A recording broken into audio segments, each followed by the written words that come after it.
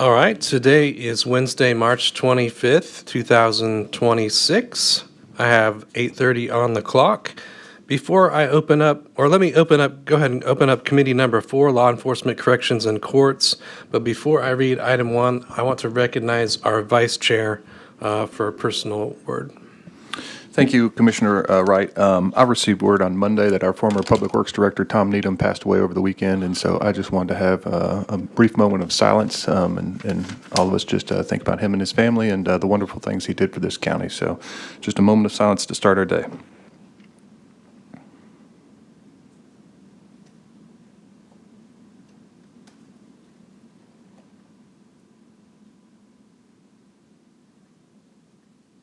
All right. Thank you, Commissioner Wright. I'll turn it back over to you. Thank you, Vice Chair Bradford, and we certainly appreciate that. Certainly a record of service that will continue on. So, all right, let's go ahead and read item 1 into the record, please. Item 1 is a resolution receiving and filing the report of the Judicial Commissioner Program as required by Tennessee Code Annotated, Section 40-1-111, sponsored by Commissioner McWright. Thank you so much. This has been moved by Commissioner Mills, second by Vice Chair Bradford. I may need help with my screen down the road, but so we have guests today. If you go ahead and come up here to the desk and give us your name and title. Of course, we know you, but just for the record, please. And then the floor will be yours. Right. Is that on or off? On? Okay. Good morning. I'm John Marshall, Lead Judicial Commissioner, here to present our annual report from 2025. I kept getting mixed up calling it 2026. I guess it's really for the last year for 2025. And Judge Sheila Renfro is our supervisor this year. I think she'll be here in just a minute. And if she walks in, she might want to add a few things. Of course, you know, our annual report is basically an overview of the past year. It gives you all our statistics of the different functions that we have. So I'm not going to go all through that in detail, but I would like to just point out a couple of highlights and then take any questions if you have any. I do want to point out we have 14 commissioner positions. We have a commissioner who's been on extended medical leave, and I believe he's about to leave us. So don't be surprised if you see us over here in the next month or so asking to fill another spot. So you get to vote on another commissioner before some of you go off of your term. So I didn't want you to say, why, Commissioner Marshall, why didn't you tell us about that? But he's been with us a real long time, long-serving commissioner. He's had some health challenges. As you know, in the past couple of years, at least, Dr. Bennett with U of M has accompanied us over here to bring statistics and analysis of the Bell system. And he's not here with me today. I'll explain. They were working under a grant with the Arnold Ventures, and that grant played out. And he was hoping to get it renewed, but I think we've got something even better that I think you all are probably aware of.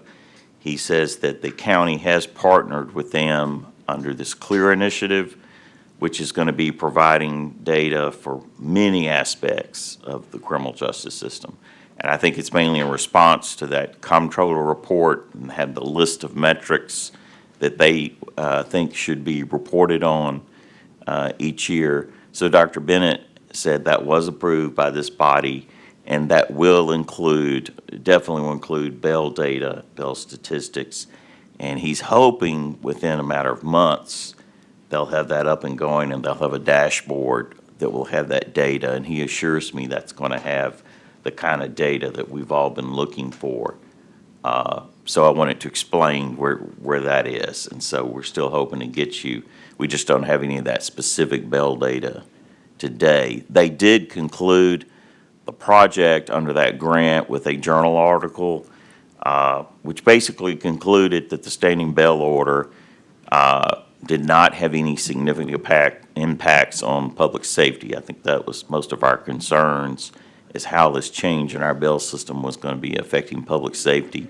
They did reach the conclusion that there was no minimal increase or change in rearrest rates and failure to appear rates and that sort of thing was the final conclusion. But they will be continuing under the CLEAR initiative to provide data.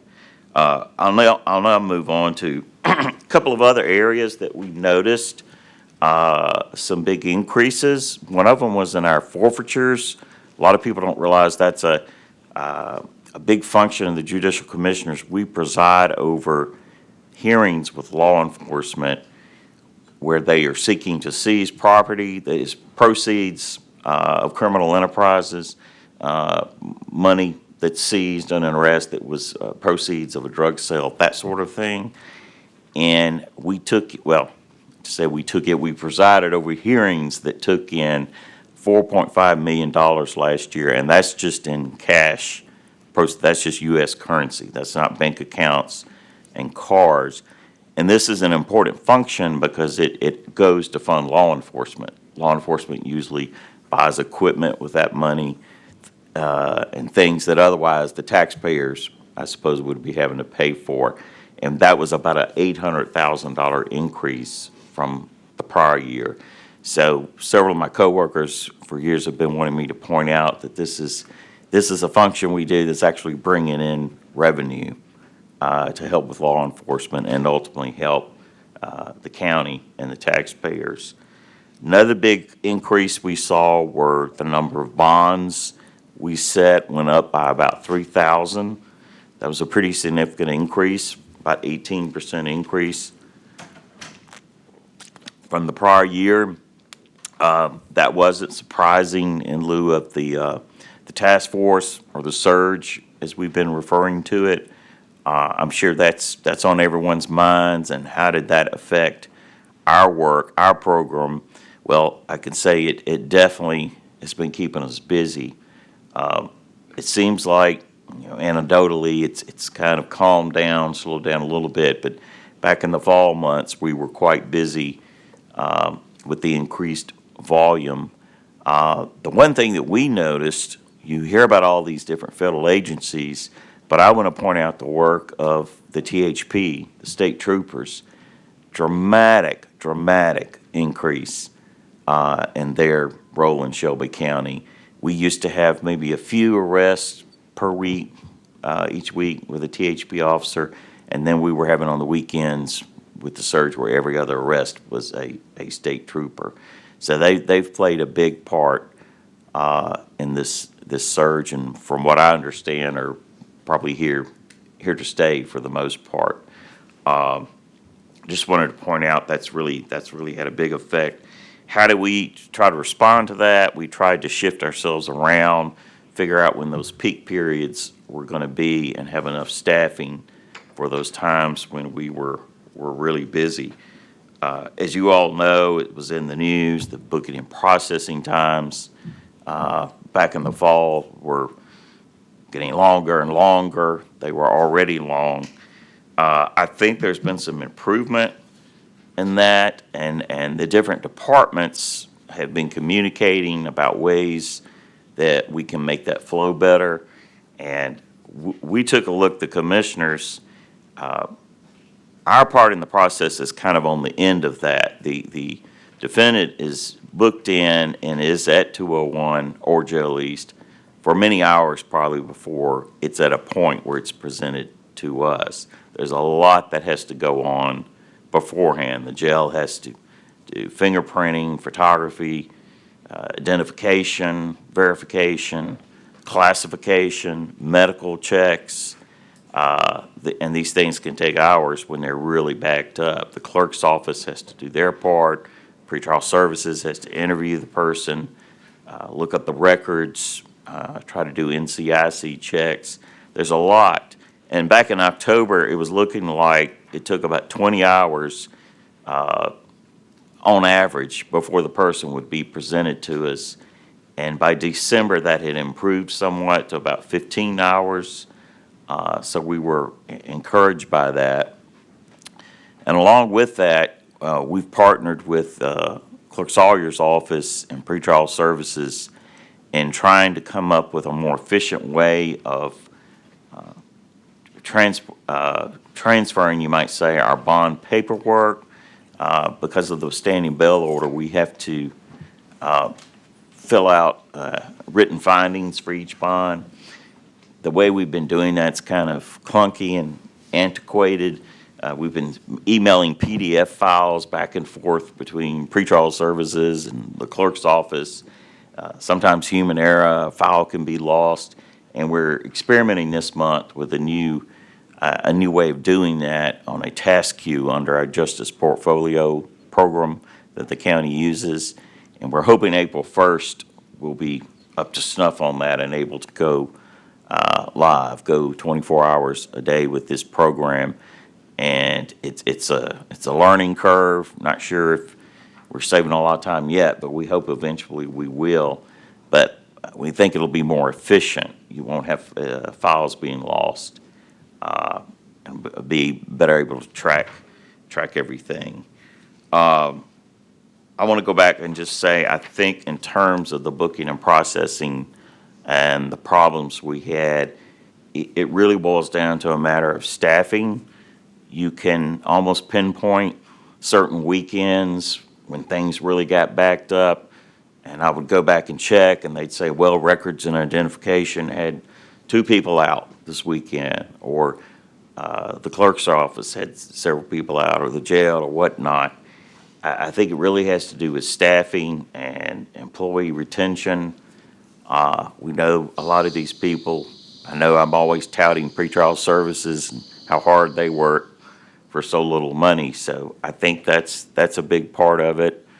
And I will throw this in, Commissioner Mills, if we had a new facility, I could see things going a lot better. I visited up in Nashville a year or so ago, and their judicial commissioner operation is in their relatively new facility, and it's designed for 21st century criminal justice needs, not 20th century like ours is. So I could see a lot of ways. I know that's way off in the future, but I could see that helping to improve this process that's gotten so much attention here lately as well. So those are, I don't want to take up too much time. Those are kind of the highlights of what I saw from the year, of what's been going on with us. And Judge Renfro's here. Would you like to add something? I think, Make sure you. Yeah. okay, my name is Sheila Renfro. I'm the Judge of General Sessions Division 9. I'm also supervising judge for the commissioners this year. Sorry for my tiredness. Glad to be with you this morning. Overall, I think the commissioners have done a fabulous job of stepping up to the plate with everything that is going on with the SAVE Task Force and the rest of the alphabet soup that's in the city. It's been a tremendous amount of pressure for them as well as the judges, stepping up and making sure that justice is served and dispensed properly. These people are moved through the justice system as quickly as possible, but they are our first line of defense, no doubt about it. And they should be treated with respect at all time and praised for the work that they do. So the judges really appreciate them. When I first met with Commissioner Marshall, he let me know the things that were on his mind, and it was about making their team run more efficiently with the resources that we have. It's very antiquated. We have a vacuum pressure system like you used to have at the banks to move things around. That was falling apart. We've since gotten a vendor to repair that. You know, we need a new jail, and we can't knit more real estate in there, but we need a project to assist with our specialty courts, and they play an integral part in that. Some of them acting really as magistrates to help move those courts along. One project I've taken on is to assist DV court and trying to get a magistrate. So we will be coming back to you hopefully before this term is out and the same group is going to talk about that a little bit more as far as getting a space for someone to act as a magistrate for DV Court Division 10. That division is really overworked, and they need someone to step in and carry that burden with them so we can make sure our citizens are adequately heard and protected. But with that said, I think I've read the report, put my 2 cents in.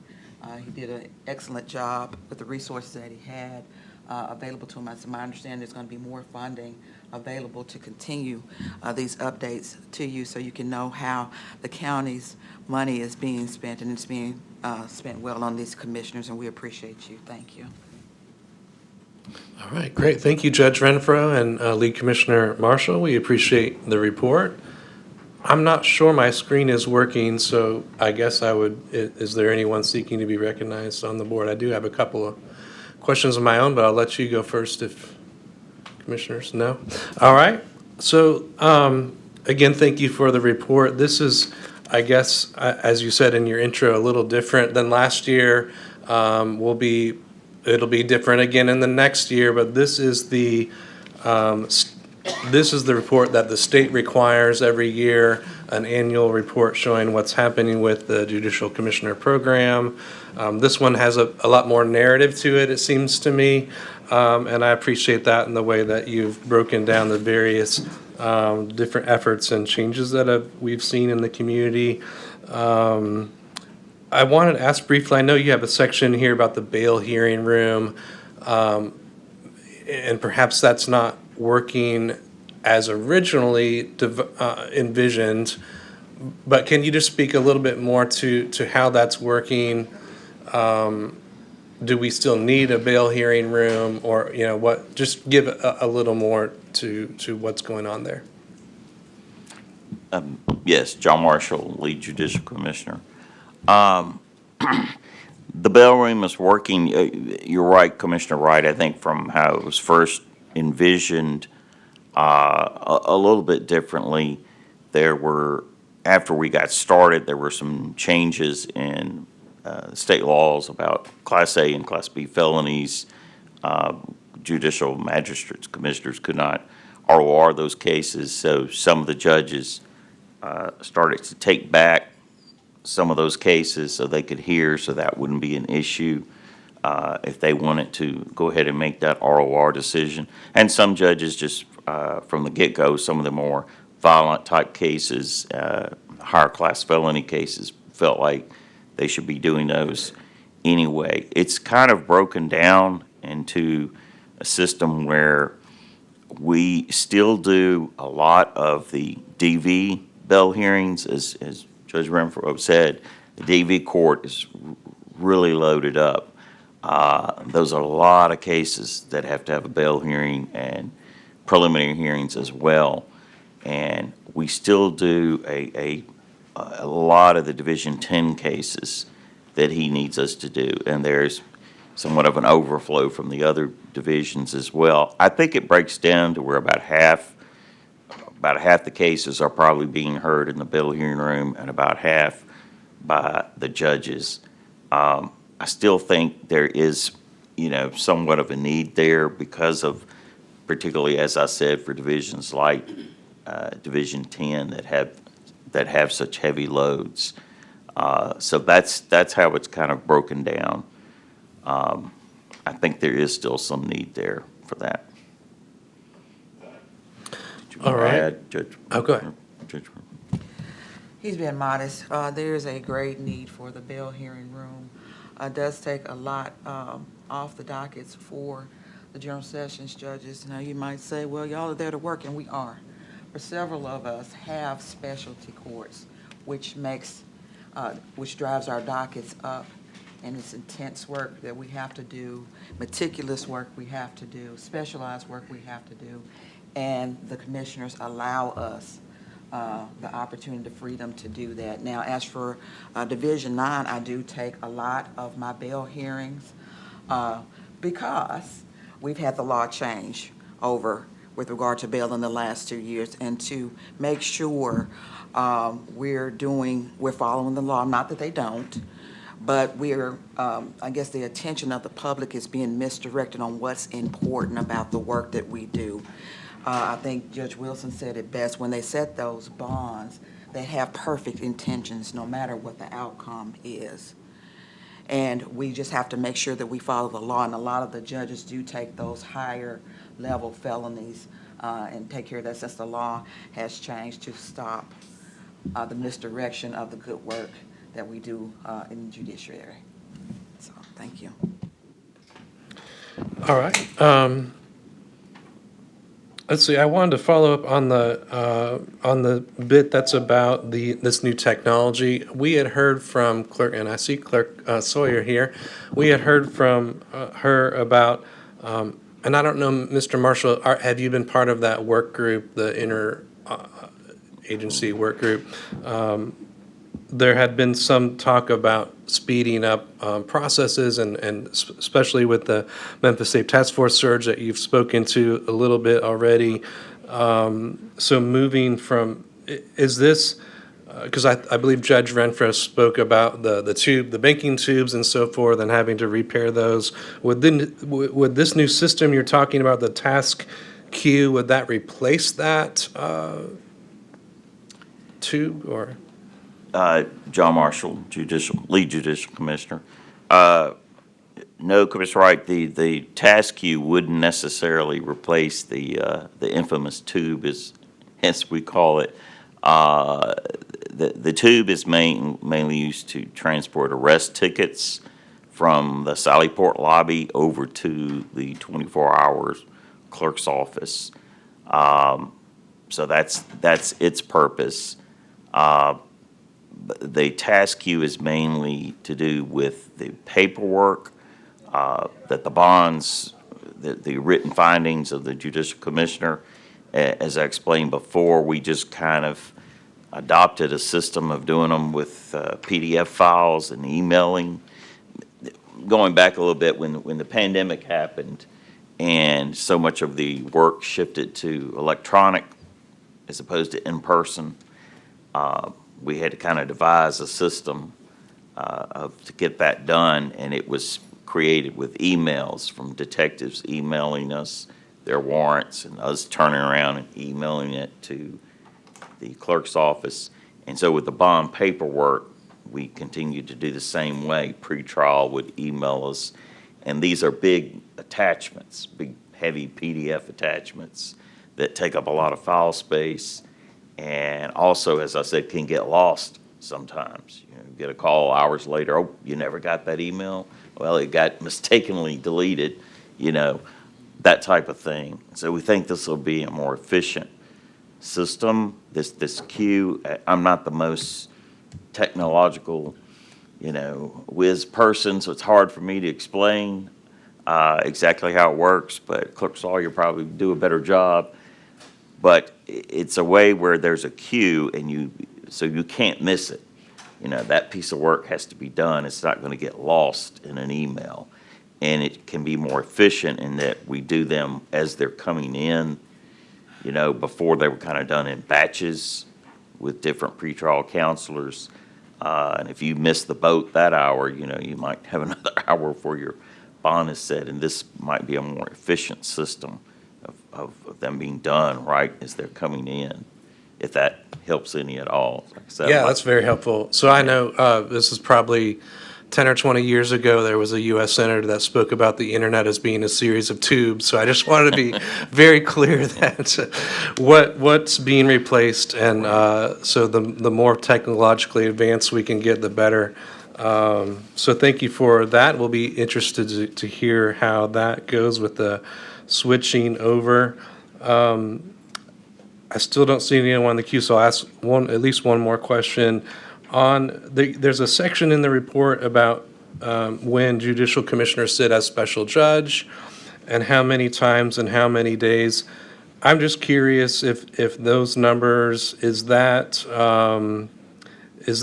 holding constant? Is it increasing? Is it decreasing the number of times that there is an absence where the judicial commissioner is stepping in to preside? John Marshall, Lead Judicial Commissioner. I think that's somewhat of constant. That I haven't noticed any increase. The judges often have conferences they have to attend or out for medical reasons or what have you, just a variety, and it's kind of steady. And then I guess my last question would be on, and you may have already kind of covered this in speaking with some of the changes with, of course, there's the standing bail order. State law has changed some of that and the process. Part of that was, correct me if I'm wrong, there was a law that made public safety be the first determinant. Can you speak to that? What if any changes that has had on your processes? John Marshall, Lead Judicial Commissioner. Well, I think as I've stated before to this body in public, I think that law gives judges and magistrates a little more discretion to make a decision if they think this is something that affects public safety. In other words, an individual might not have much of a criminal record, but because of the nature of the offense before us, or perhaps other factors involved, we have a real concern for public safety. And I think that's kind of a broad category that we can justify some decisions that perhaps in the original language of the standing bail order was a little, in my opinion, restrictive and confining in our abilities to do our job. And I think that's allowed us to set more appropriate bonds, in my opinion. All right. I still have no one in the queue, so sounds like you're off the hook as far as any more questions, unless you have any final comments you'd like to share. I don't know if the judge does. We thank you. The judicial commissioners are an absolute asset to the judiciary. They do sit for us general sessions judges. For me, when I'm off at conference, I do love my job. And they have been very helpful in that regard, always, stepping up.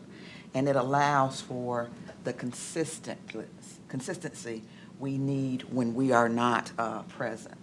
Now, when we're not, we get attorneys to sit for us, but when they are there, it's like we are there. So we really need that consistency in the judiciary at all times. We really appreciate them.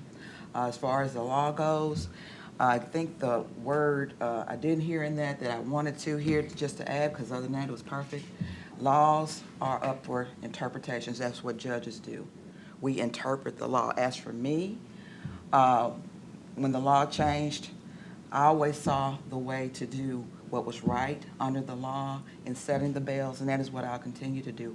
It's always a public safety issue, taking care of our constituents, but doing it in a fair way to that defendant is before us and articulating that.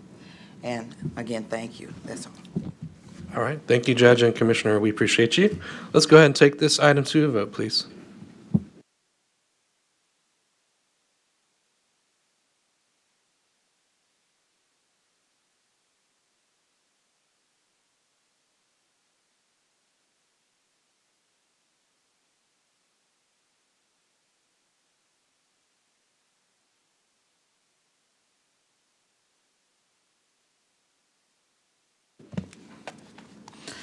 We have aye votes from Commissioner Mills, Wright, Brooks, Vice Chair Bradford. We have 4 aye votes.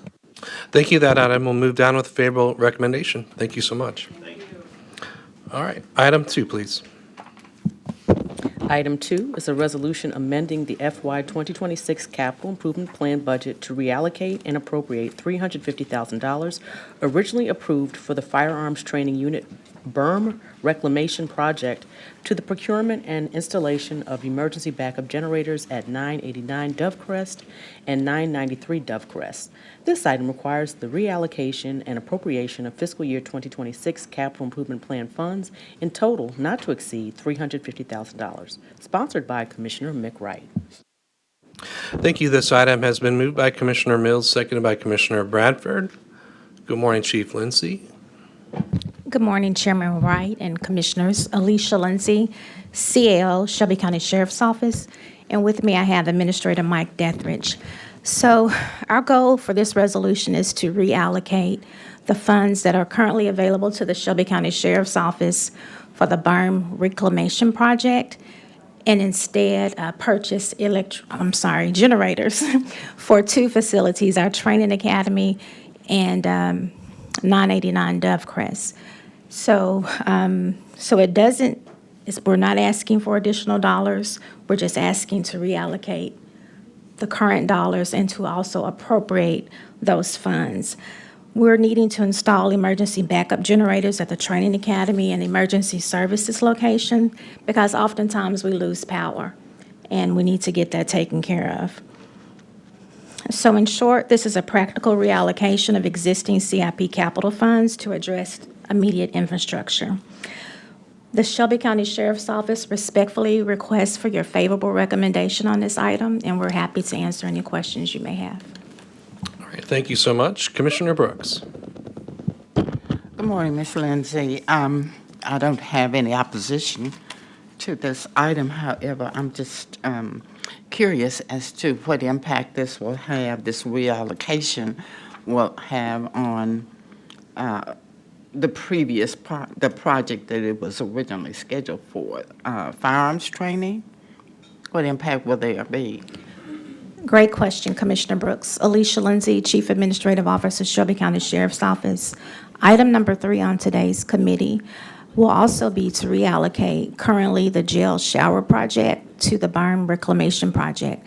What happens is that the berm project for the $350,000 was estimated back in 2024, and now that cost is a whole lot more. It's like 3 times the cost. So we couldn't afford it in the current project. We can afford it in the jail shower project, which is $1.775 million.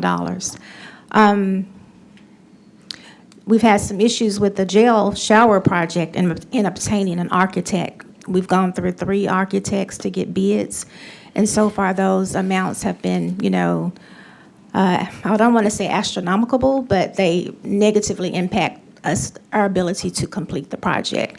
Therefore, we have included the jail shower project in the fiscal year 2027 CIP budget. Okay. So we're not on number 3 yet. So I hold my question, because certainly I want to know the impact there. But thank you for that. All right, thank you, Commissioner Brooks. So I believe these 2 items are somewhat intertwined, so we'll be revisiting one of these 2 projects in the next item. But, all right, thank you for the explanation. Seeing no other commissioners in the queue, let's take this to a vote.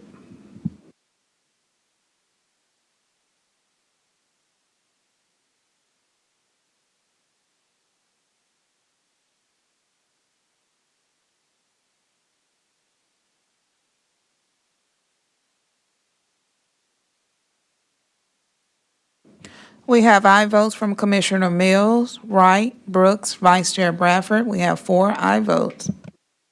Thank you. Item 2 moves down with a favorable recommendation. Can we read item 3?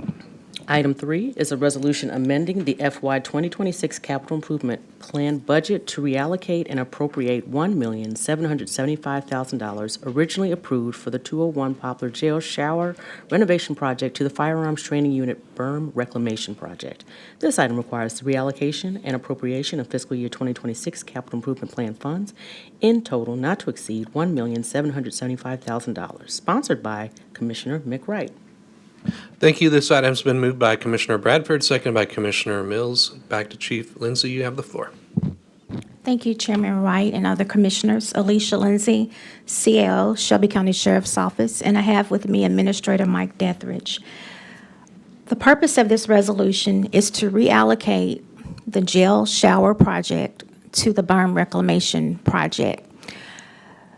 In fiscal year 26, we haven't been able to get an architecture for the jail shower project. And rather than leave those funds unspent in fiscal year 26, there is a need for the berm reclamation project at the training academy. That project was initially estimated to be around $350,000, but that's been several years ago, and it's actually 3 times that at about $1,069,000. So we're respectfully requesting your approval to reallocate these funds of the $1,775,000 from the jail shower renovation project to the berm reclamation project. So we're not asking for any new dollars, just to reallocate what has been allocated to us. And of course, the CIP funds need to be appropriated.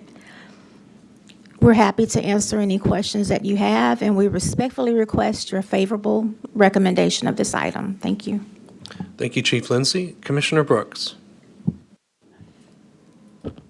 So again, Ms. Lindsay, I do not have any opposition to this item. However, I would like to know, oh my goodness, I would like to know so how are you addressing the need that existed with the shower project? And now you're reallocating that money. So in order to get the money, you had to have the need. So the need is still there because the money is being reallocated. So how are you addressing the need? Alicia Lindsay, Chief Administrative Officer, Shelby County Sheriff's Office. Our maintenance team and external vendors are making repairs as they can. But we know that we need all of the showers redone. And that will take place in fiscal year '27. So, okay, so you're saying all of the showers redone. You don't mean, I'm not going to assume that everyone's not able to get a shower. No, ma'am, I'm not saying that. Okay. It's just that some of the showers are in more dire needs than others. But they are in working order. Yes, ma'am. Okay. They're able to be Okay. worked on, but TCI Okay. has requested that they be renovated. Okay.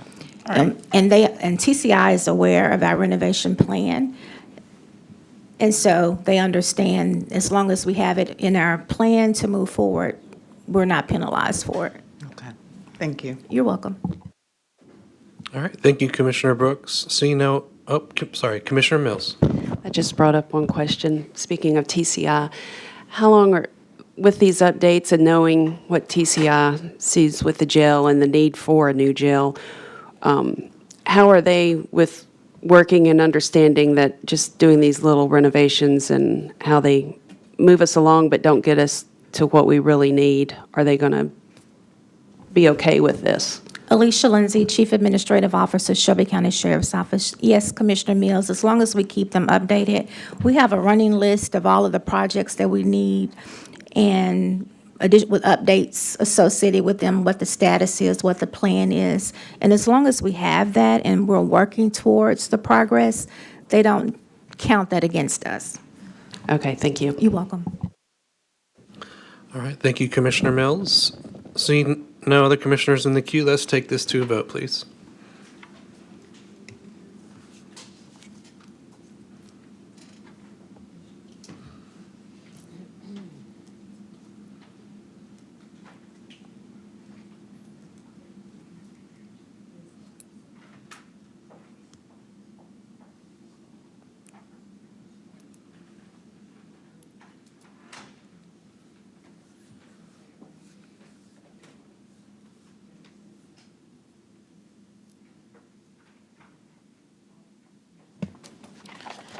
We have aye votes from Commissioner Mills, Shalah, sorry, Wright, Brooks, Vice Chair Bradford. We have 5 aye votes. Thank you. That item moves down with a favorable recommendation. And welcome to our newest commissioner, Commissioner Shalai. Would you like to say a brief word? Shalai, yeah, thank you. I appreciate it.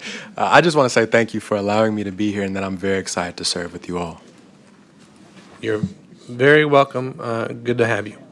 All right, let's move on to item number 4. Item 4 is a resolution requesting legislative action and authorizing advocacy regarding a potential penny shortage impacting county cash collections, sponsored by Commissioner McWright. Thank you so much. This item has been moved by Commissioner Bradford, seconded by me. Clerk Sawyer, good morning. You're recognized. Good morning, Thank you, Tammy Sawyer, General Sessions Court Clerk.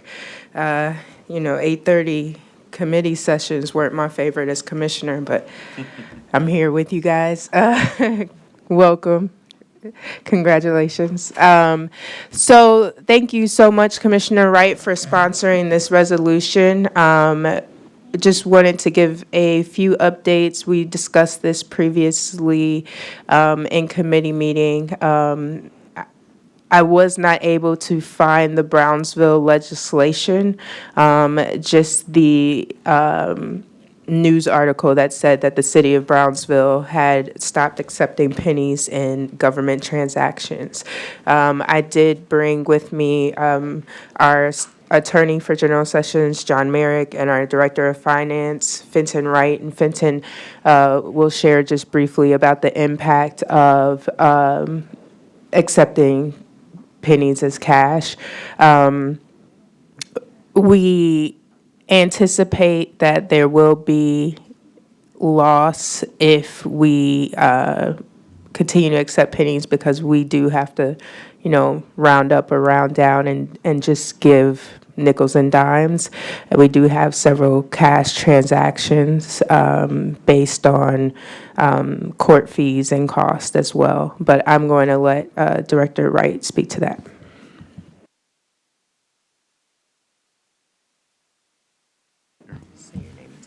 Okay, good morning. Fenton Wright, Director of Finance for General Sessions Court Clerk's Office. We do continue to see a high volume of cash receipts in our cashier's offices, and it does impact our daily transactions and the activity of the cashiers there in the clerk's office. If a customer or a client does not come with exact change, even though as the fees change from the state legislature and others, there are odd cents that have to be collected, and without exact change, it provides delays in our activities, as well as preventing some customers to actually make their payments during the day. So, and they have to return back or find some other means to pay online, and so it does impact the customer as well as the cashier's office. So this would be, I think, it would be an ideal situation for us to address this. All right, anything else at this time? No, thank you, Tammy Sawyer, General Sessions Court Clerk. Just really in closing, again, thank you, Commissioner Wright, for advocating for this with the legislature. I will also say, as a county, there has been guidance issued on counties being able to make that decision across the board. We would, just need it to come from the commissioners and the mayor if we are going to have a round up, round down policy. The guidance, of course, is if it's below, if it's 4 cents or less, it's 0. If it's 5 cents or higher, it's a dime, et cetera, et cetera. And so the onus is on the receiver of funds, takes the loss, not the payer pays more, if that makes sense. So if somebody has a fee of $8.34 and they're paying in cash, they would pay $8.30. They wouldn't automatically round up to $8.40. But if you pay with a card, it's exact. And, just understanding that Shelby County is underbanked. I think we're the number 1 county in the state for people not having a FDIC-backed bank account. That is why we see so many cash transactions. And that's also why it's going to be important, especially for our courts, juvenile court, our court, and even Clerk Halbert's office, to make sure that we have some type of action over the next year where we either push people to request that people pay with cards, but also have a round up, round down policy. Thank you. Before I go to Commissioner Brooks, just on that guidance, is that when you talk about that, is that the comptroller's guidance? Yes, sir. Okay. I believe I forwarded that to you, but I can send it again to all commissioners if I did not. And this is in alignment with that, or is those totally different? This is I request that we adopt the comptroller's guidance. Okay. Okay. Commissioner Brooks? Good morning, Clerk Sawyer. I think I missed that report from the comptroller because that's the nature of my question. I'm trying to understand who will be developing that policy, that roundup, and will that be applicable to 95 counties? Have we heard from all of the other clerks of where we have most people using cash? So help me with that. Good morning, Tammy Sawyer, General Sessions Court Clerk. Yes, Commissioner Brooks. So the guidance from the comptroller, and I am pulling this out of memory, allows counties to adopt the round-up, round-down policy at will. We do have the example of Brownsville, Tennessee, already adopting that if you pay in cash, you have to pay in whole numbers, or, that'll round up, round down. And right now, the comptroller's guidance is because there has not been a statewide action. When Commissioner Wright and I first discussed this, there was no city or county doing anything yet, and we were asking the state with this resolution to issue guidance or make a new law or policy. One of the things that comes into play is that there could be an impact on, I would just say that if we don't have a county-wide policy and each office, makes their own decisions, which we shouldn't be doing, you'll see a difference in receipts. Because let's say my office rounds up, rounds down, what we take in cash wouldn't equal our receipts. But if another office doesn't round up, round down, they would be, right on the dollar amount. And so it's just something that we either have to do as a whole county or not do at all.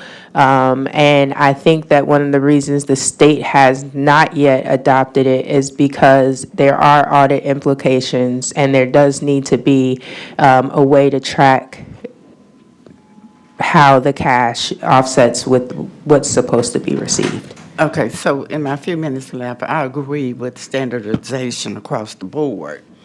But I also agree with having input across the board. So in the interim, because I've experienced that in different ways, sometimes I was in an advantage position, and then sometimes I was not. So I'm like, how do you know?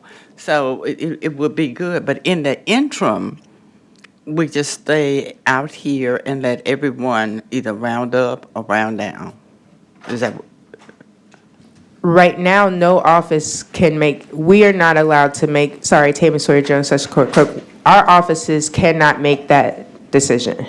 So the county has to make that decision. The commissioners and the mayor have to make that decision. So we're not rounding up, rounding down. We're trying to figure out, how to give change with pennies. Okay, so you're speaking about. I'm out of time, but you're speaking about county offices only. Right. So we're not doing anything as a county office. Right. Okay, thank you for the leniency, Mr. Chairman. All right, thank you, Commissioner Brooks. Is there anything else, Clerk Sawyer? So I guess just to follow up on the point about the policy, are we needing, and this got delayed a bit, so we're seeing it later than we expected to, but do we need to follow this up with a local, are we authorized now to set a local policy as a county that we need a resolution toward? Tammy Sawyer, General Sessions Court Clerk. I will honestly say, Commissioner Wright, this did get delayed because of the ice storm, and then I had loss in my family. And in the, almost 6 weeks since we first put this on the agenda, a lot has happened. And so, again, as clerk, not commissioner, I would say that you could move this forward, or you could table and we come back with the comptroller policy. because the comptroller has issued guidance, so it's not necessarily a need for legislative advocacy unless the advocacy is to ask for a statewide policy. You see what I'm saying? But the action has been taken with the comptroller's guidance. And so if you'd like to withdraw, again, as clerk, just recommending that. Okay. Well, so I didn't know if if those could play together or if one replaces the other. And I think this was something not, I don't think this was I don't think you caused the delay. I think it was on our side, but I don't, so you're saying that we should withdraw, or does it matter? Tammy Sawyer, General Sessions Court Clerk, I think this can go forward so that we can have statewide policy. You know, if you want to give this to the county lobbyist. But I do also think it's stronger if if you all adopt something with related to the comptroller's guidance. Okay, all right. Thank you, Clerk Sawyer, Director Wright, Mr. Merrick, thank you for being with us. Let's take this to a vote.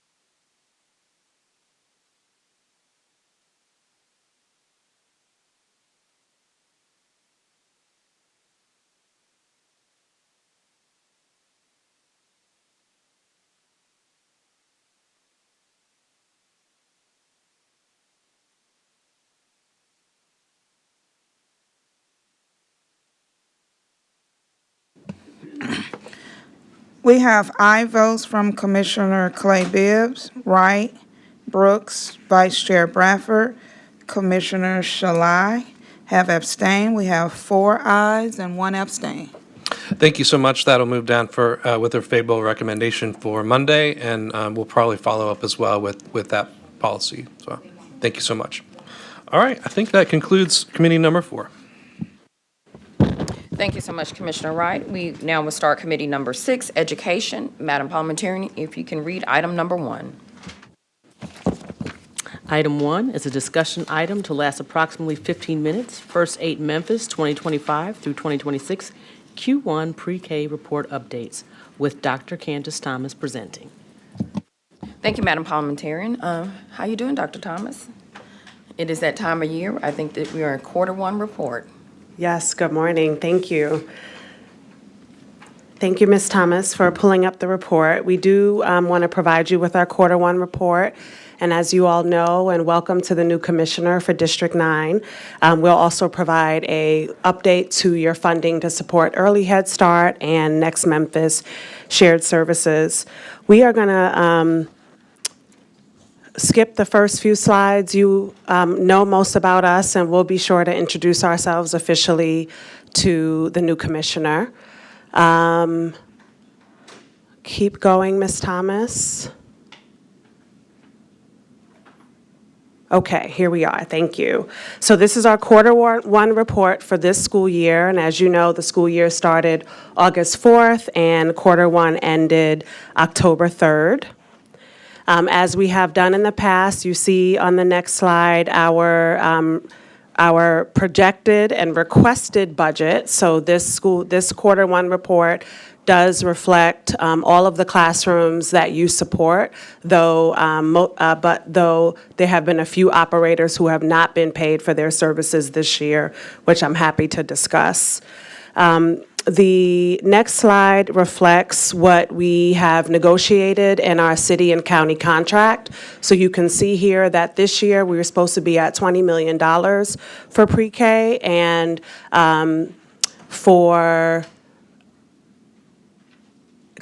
this slide reflects the actuals from fiscal year 25. So last year, fiscal year 25, we were at $16.5 million.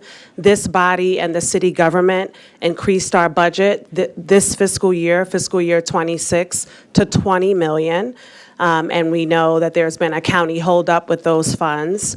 And going forward, next year, the budget has been reduced back to 16 million, which means we'll have to make some cuts, which we can talk about.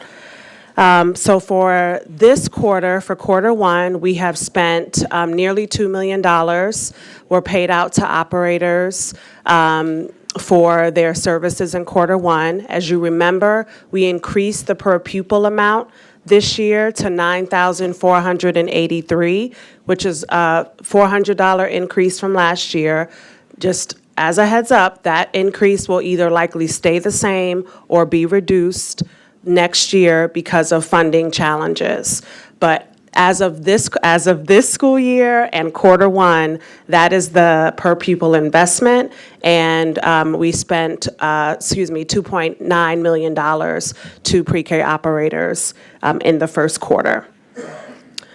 So you all know that there are a number of funding streams related to early learning and pre-K.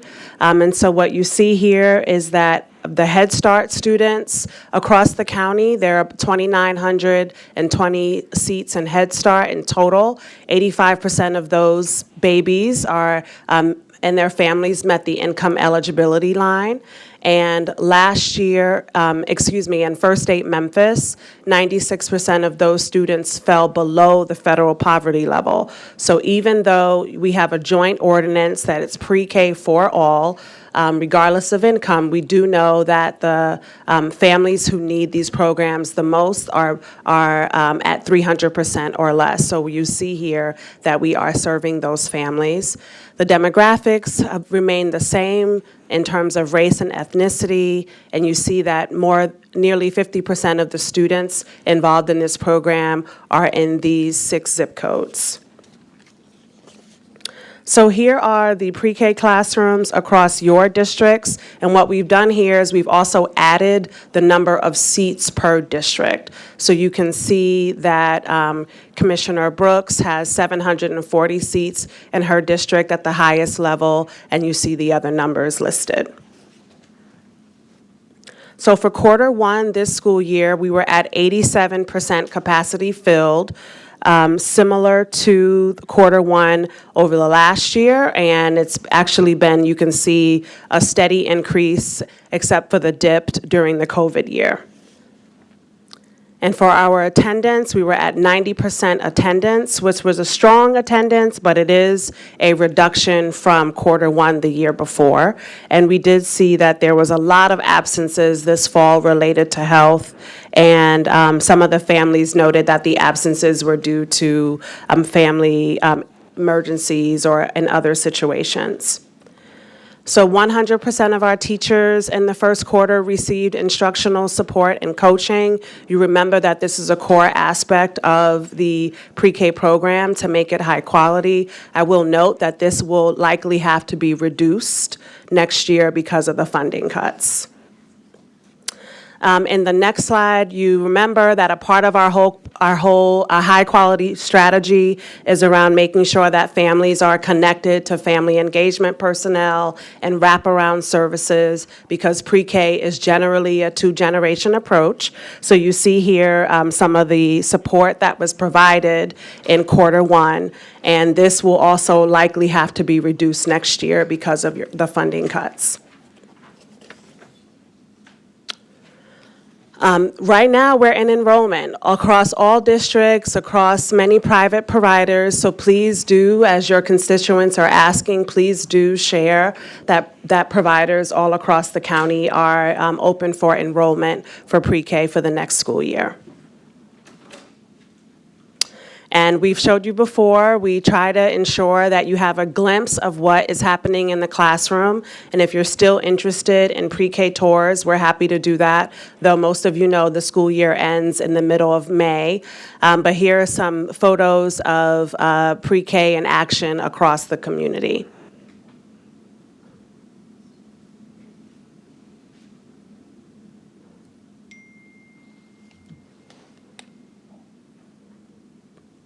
Thank you, Ms. Thomas. I will hold here for 1 second, and as I mentioned over the last few minutes, that our budget is changing for next year. So this year, you all allocated in total for early learning $12.5 million, as you can see on the screen. As you know, we've been in negotiations with the county mayor for the active negotiations since right after Thanksgiving, and our contract has been changed for next year. So what is likely going to happen next year is that we're going to see a 15% reduction in pre-K. So it's either going to be a loss in classrooms or a loss in the per pupil amount. We are, at this year, we're at 20 million in total, city and county. We have not received the county dollars, as you know, and next year, the budget will go down 15%. So we are in the process now of determining, now that Mayor Harris has signed the contract, what is the best way to allocate your dollars. So we're happy to be in discussion with all of you about that at the moment, because as you know, we need to be working right now to determine the classrooms for next year. So we're going to be either looking at a reduced number of seats, about 300, or a reduction in the per pupil amount, or a combination of the two. And we have talked to the pre-K operators about what is the best solution for their operations, and we're still gathering that data. You all know we don't make decisions in isolation. We make decisions in partnership with everyone that we work with. So we're still gathering that data about where will the cuts have the least impact. But it will have a big impact on the community and on young children in this community.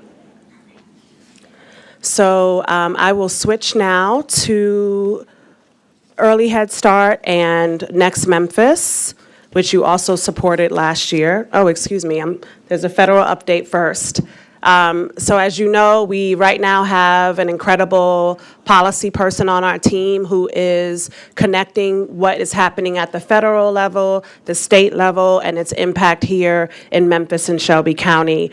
Some of the bigger things, as you know, is that there has been some revisions to the childhood vaccine recommendations, which does trickle down to what is happening here in the community. There has been a reduction in the SMART STEPS program at the state, so that means that more and more families are on the wait list for childcare because the state has put a halt on those programs. There has been more restrictions related to HHS and subsidy regulations, and finally, Congress did release the final FY26 labor and HHS education funding bill in January. So all of these, we all know that what happens at the national level impacts the state and impacts us in the community. The biggest impact that we are feeling right now in the community is thousands of families on the child care wait list trying to get free and reduced child care for their young children. And we hear about that every single day. This is related to this slide here in terms of SMART steps. And then you also may remember that Governor Lee chose not to opt into the summer EBT program, which means that there are children across our community who will not receive free and reduced lunch this summer because of that decision. Okay, so now we go to Early Head Start. You can go to the next slide. Thank you. So you know Early Head Start is a federal program that requires a local match. The county has been the local match for many, many years. The county did not pay its local match this year. So as of last week, we've had to call the HHS and see if we can get some kind of waiver in order to continue to administer the program here in the county, and we're still waiting for the decision. But it's an early childhood program for babies starting at birth until 3 years old. Again, it's a federal program. The money comes down to, in this case, Porter Leith is the program administrator, and they work with child care centers and home visiting programs across the county, and that requires a federal match, as does Head Start, and the county has been providing that match for a number of years. If you go to the next slide, the Early Head Start program's budget for this fiscal year, the projected budget was roughly $2 million, and the 20% is to support that. So your investments in quarter one, you see that Early Head Start paid $125,000 to operators. These are babies, infants, and toddlers, so they are investing nearly $16,000 per child in each program, and your funding supported 116 educators and providers for the Early Head Start program. And you'll see on this slide where the Early Head Start locations are across the community. So they did really well with capacity. In general, they've been consistent with capacity. They're at 95% capacity filled in the quarter one. And of course, all of the families met the federal poverty level income eligibility. All their families receive wraparound services. Again, that's 2-generation support for families in Early Head Start, and their educators received instructional support. And then this shows you some of the outcomes of the Early Head Start program, the gross motor skills, fine motor skills, language, et cetera, and those babies are doing really well. So Next Memphis is a child care shared services program that you, in the past, invested $500,000 to support. That program has not received any money this year, but they are still operating through the end of the fiscal year and will also be experiencing some cuts. So we're seeing a lot of cuts across early learning, and we got to be looking at what's happening. They're babies right now, but in 15 years they will be 18. So the investments we make today impacts their early adulthood, and so we are seeing a lot of cuts in early learning in this community, and we hate to see the impact on that in the future. So Next Memphis is also going to be reducing its program. And as you remember, they really support the backbone of childcare businesses across the community. If you support the business and the operation, they do a better job serving young children. So the next slide, Ms. Thomas, thank you. So the Next Memphis program, their budget, their total revenue this year anticipated was $433,000. That's the state grant, the county commission, and philanthropic dollars. So you see that here. They used a portion of your investment to cover administrator and instructional coach salaries for this program. And again, that will likely be cut next year due to the lack of funding from the commission. You see here the different tiered services and for the Next Memphis program across the county. And you see that they have worked with 51 operators in quarter one, and 85% of tier 2 and tier 3, the capacity was filled.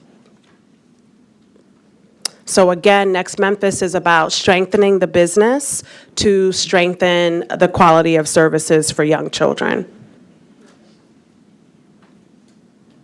So with Next Memphis, some of their key outcomes is that, which is huge, that their partners reported full fee collection. So that was one of the challenges, was that some of the child care providers were providing services but were not collecting their fees. So you see that 99% reported full fee collection.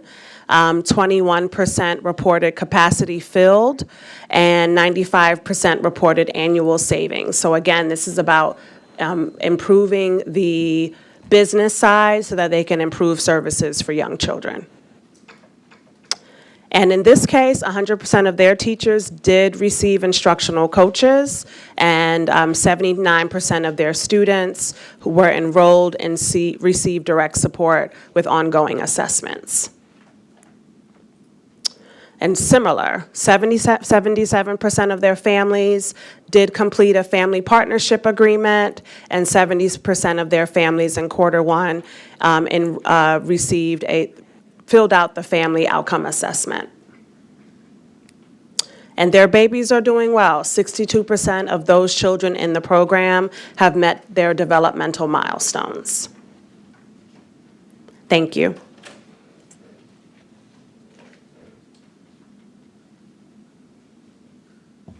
Thank you, Dr. Thomas, for your presentation. We do have a couple commissioners that are already in queue. We'll go to Commissioner Mills. Thank you. Thank you, Dr. Thomas, for your presentation.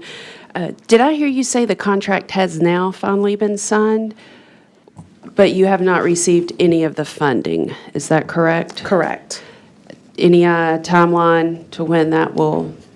We were not given a timeline. We were told after the contract is signed, we would be given a timeline, but have not received it yet. We're waiting on Mayor Harris for that. And here we are a week from April. Yes, And ma'am. the school year, no funds have been dispersed. No And- county funds have been dispersed. Okay. Obviously, I'm looking at my Millington schools that are short and having to reallocate because of this. I guess this is a question for do we have an attorney in here? No. Okay. I do have a question as to what this body, what we could do, because we've already, we approved it in the budget. You did a resolution that we all approved to get the funding out the door, and so I'm curious legally what our next steps are to get this going, or how we can act as a body. My next question, you're talking about cutting costs, whether to do it the per pupil or pupil. What's the cost per pupil, and what does that mean when you restrict the per pupil cost as opposed to pupil? Yes, Candace Thomas, First State Memphis, 1350 Concourse Avenue. So right now, this school year, we spend $9,483 per child in the program. So that is all inclusive of teacher salaries, supplies, two-generation wraparound support, coaching. And the national average is $11,500. So we are $2,000 below the national average for this program and in general in the community. So if we were to reduce that, as I've shared with Mayor Harris, we would have to reduce most likely the wraparound services and the coaching. So we're going to see either a reduction in that, so that is the per pupil, or we will have to reduce the number of seats. Our analysis is, can we do a combination of both so that we don't impact 300 seats? So maybe if we reduce the per pupil lower, then we can keep perhaps 200 seats in the community or 100 seats in the community. So we're trying to weigh the least impact on kids. Okay, thank you for that explanation. And then hopefully I'll get my next question answered from an attorney here shortly. Thank you. Thank you. Thank you, Commissioner Mills. Commissioner Wright, you're in the queue. Thank you, Madam Chair. Yeah, I'm processing similar to what Commissioner Mills was questioning or saying. This body passed a budget. This body approved a certain amount going toward these 3 programs, I guess. And so what I'm hearing this morning is that is that none of the money we've approved has gone out for the entirety of the school year. I'm hearing that cuts are being made that we haven't approved. And I'm hearing that none of these operators have been paid, jeopardizing both the current services as well as future services, as well as a federal contract.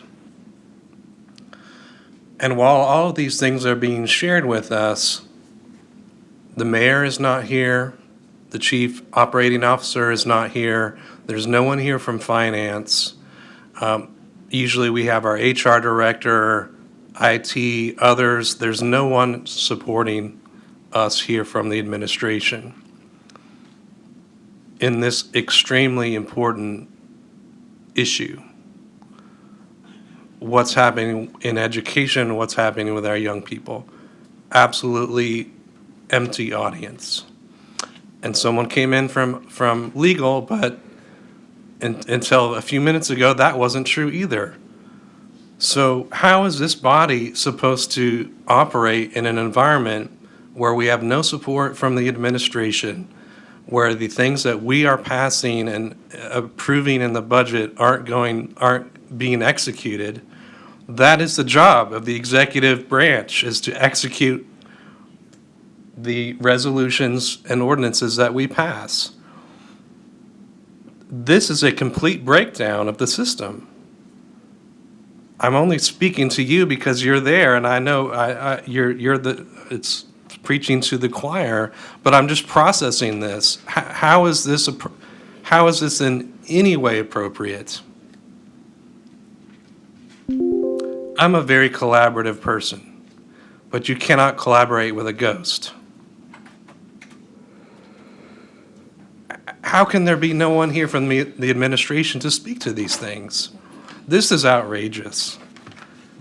I don't say that lightly. It really is outrageous. How can we allow this to happen to our kids? How can we allow this to happen to the county commission? Is this no longer within our authority to pass a budget and to fund the services that we fund? I'm just baffled, Madam Chair. Thank you, Commissioner Wright, for your comments. Hopefully, someone in administration is actually listening, and at some point will answer those questions. But let me go back to a statement that you stated, Dr. Thomas. You mentioned that, of course, the county money has not been released. You mentioned some operators have not been paid.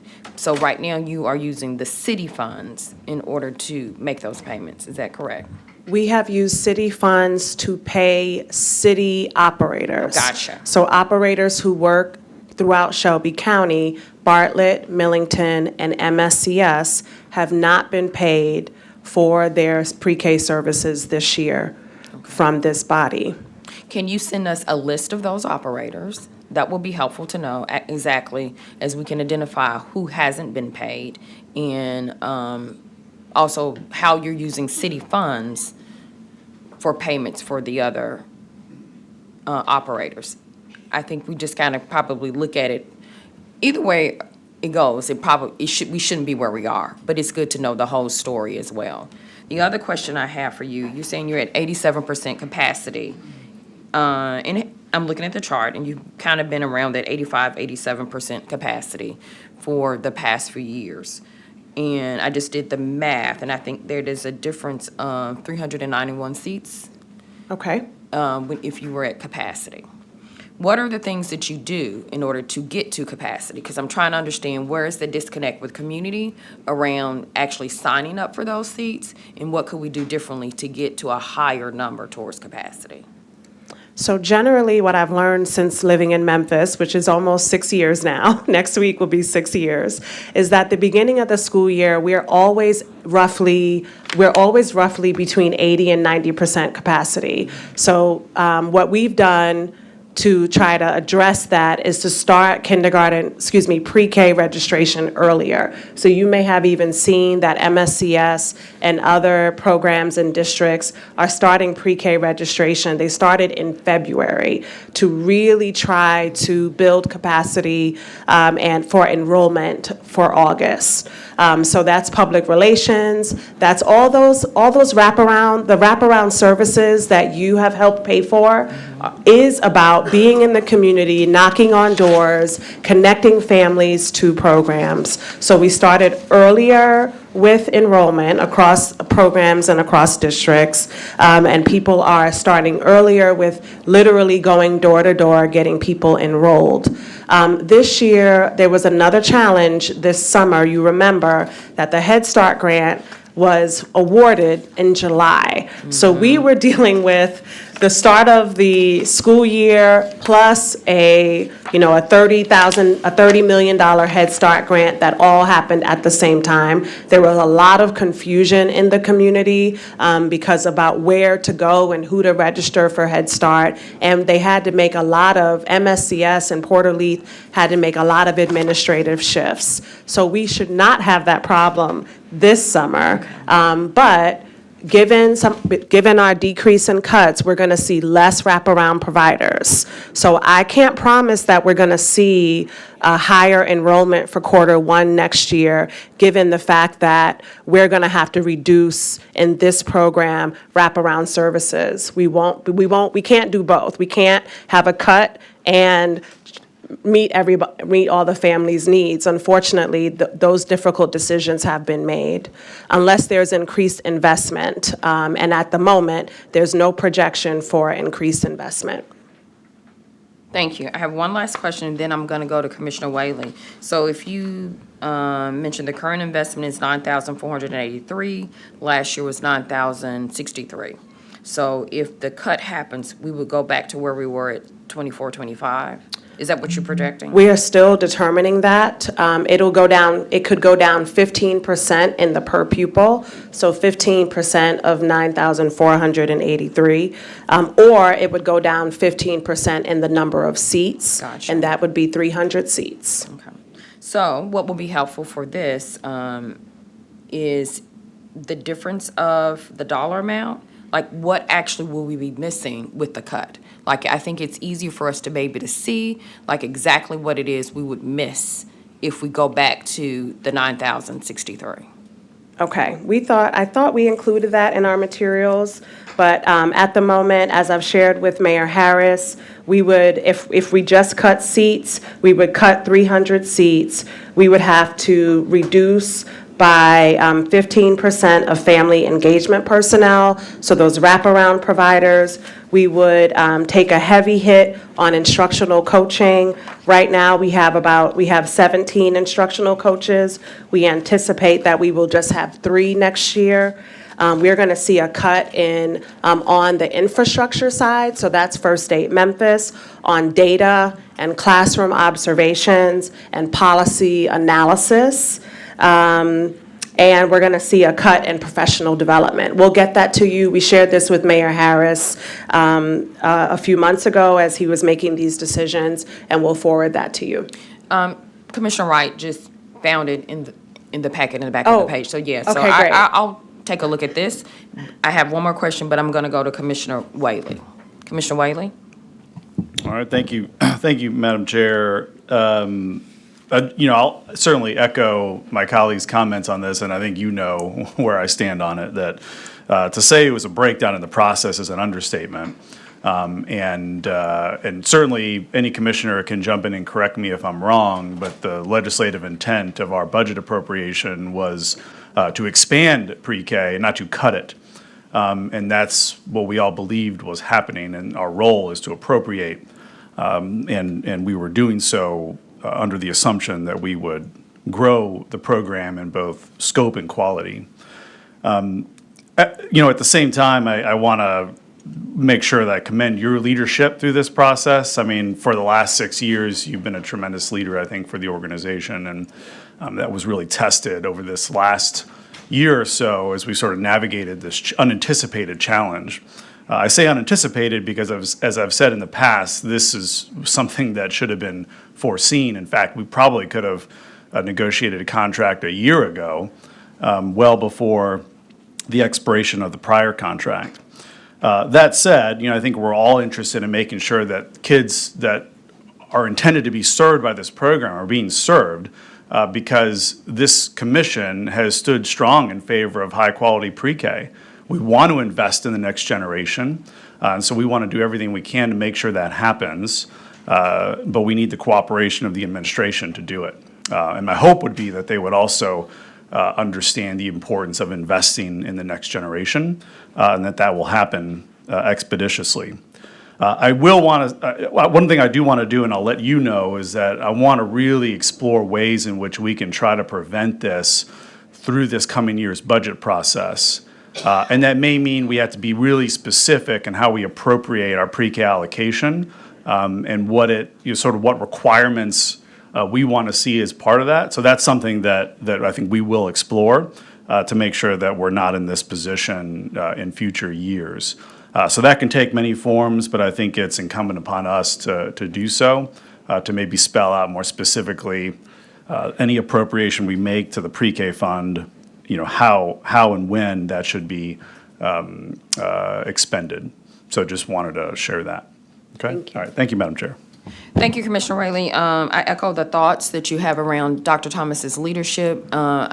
Although I like to just ask questions because I do want the listening public to hear as much of this conversation as possible. But I will say that your packets are always very thorough and very clear on like where we are and what this conversation is.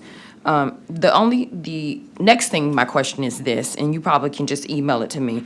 This list of commission districts and the number of seats being served. Can you also send us like the number of seats available in each district? So that way we can really, if, that 87%, I would love to be able to see us at 95, 94, somewhere in the 90s regarding that. So however I can help us get there, it would be good to know too around how many seats are available per commission district. We will do that. Thank you. Thank you so much. Chairwoman Avant, you are in the queue. Thank you, Madam Chair.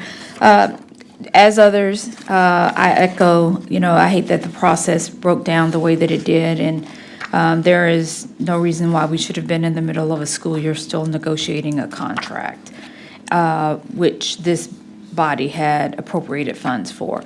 I think one of the questions that I do want to make sure that I have some clarity about is the number of seats that, this expansion piece, right?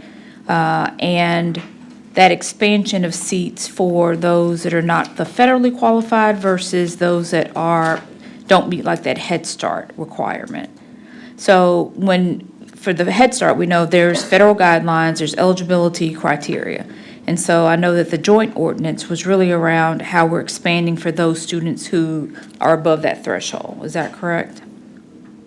We were expanding to serve regardless of income. Right. That is correct. Okay. So I guess just having a better understanding of how many students are above that threshold would be helpful for me as well.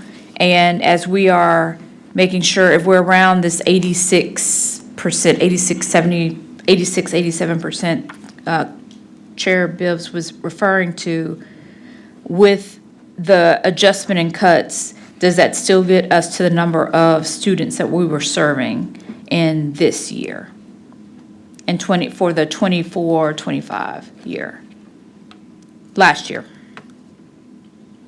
Okay, I may have to ask you to repeat the second part of your question, but I'll answer the first part. So,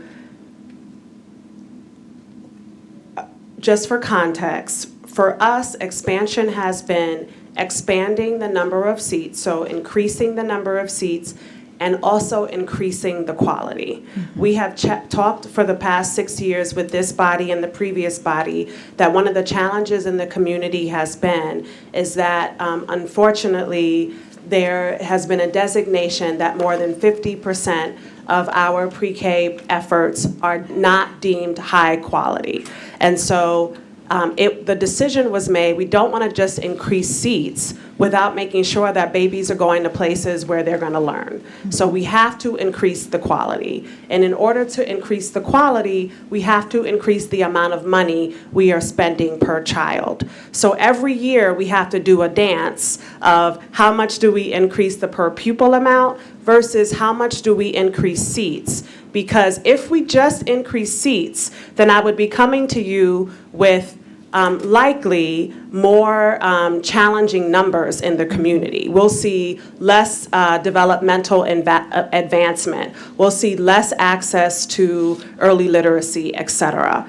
So with the Head Start match, and that was a critical decision. From what I know in conversations with some of you and others in the community, there were no other public dollars available to Port Elise in order to receive the Head Start match.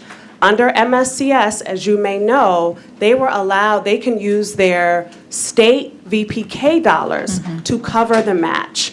Porterleaf is not an LEA, so there has to be other public dollars in the community. This happens all across the country. Public dollars are used to support the Head Start match. So I'll say that. So we were in a tight position. Do you decide not to take 30 million in federal dollars? No, and that's not what I'm debating. Okay. I'm not debating that. Okay. Yeah. And I'll get back in queue, Madam Chair. That's not the debate that I'm Okay. having with So you. maybe So to understand, even with where we are currently and the number of students that we're serving, if we were serving the per pupil rate at what we were serving in 24-25, would that amount be about the same of students that we're projecting to have, was my question, for 25-26? So in 24-25, we were at 1,660 seats. In this school year, 25-26, we were at 1,963. And with the funding, if it stayed the same, or If it stayed the same, so if the city and county allocated 20 million for next year, we would likely keep the number the same. Okay, that's the question I had. Okay, sorry about Thank you. that. No problem. Thank you, Chairwoman Avant. Commissioner Mills, you're in the queue. Thank you. I had just checked my text when I thought I could help the process, and this was back in January, February, of the back and forth and the phone calls and trying to help that along. And now I learn this has all been signed, and now it's the city of Memphis that we're waiting on with their share, and that we match what they do, is my understanding, with the city of Memphis. That's where the contract is now. The contract, I understood that Mayor Harris signed it maybe on Tuesday, and it's been en route to Mayor Young. Okay, yeah, so that's the holdup now, where we are. We got a lot of cooks in the kitchen on this. And at least for this commissioner, I'm like, we passed it, let's get it done, and it should have been done. But I was not aware of the third player in this between the county, and I just wanted to put that on the record. So, thank you. Thank you, Commissioner Mills. Commissioner Wright, you're back in the queue. Thank you, Madam Chair. So, I don't like to be just a bag of hot air, so I did see Chief Collins step in. If he'd like to speak to some of the concerns that I expressed earlier, I would welcome you to do that if that's why you came in. If not, that's okay. You don't have to speak to it. I wasn't privy. Harold Collins.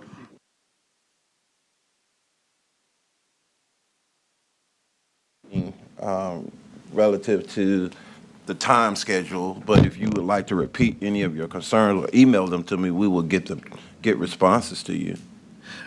Well, if you would, sir, the conversation thus far has been around what's happening with these dollars. The county commission passed a budget that funded pre-K and related services at certain levels. This morning, we're hearing that no money has gone out the door for the entirety of the school year. That's number one. Number two, we're hearing that our federal contract is in jeopardy regarding early Head Start, I believe it is. That's concerning, that entire program could collapse. And number three, we're hearing about cuts that we never approved or authorized. And we're hearing all of this on March 25th, awfully late in the game. So if you could speak to any of those things, when does the county plan on funding our pre-K operators? What does the county intend to do to save our early Head Start program? And how can you explain that the county commission's actions, lawful actions, are not being executed by the administration? Harold Collins, Chief Administrative Officer. Let's start with the due diligence of the contract. While this body approved the funding of the first aid and the pre-K process, the administration has a responsibility to do its due diligence as well in making sure that the funding that you executed or approved is being appropriated properly. And so recognizing that this pre-K contract is the second largest contract that the county executes, the administration has the authority to ensure that we are getting the results that we anticipate for the funding that we execute. And that's what the purpose of the due diligence was for. There were some requests for information to the vendor.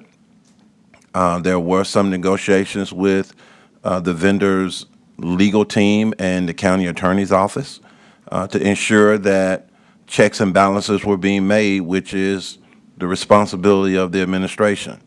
And so finally, agreements have been made, and as you have been told, the mayor has executed that contract, and so we're ready to disperse the funding as the process entails.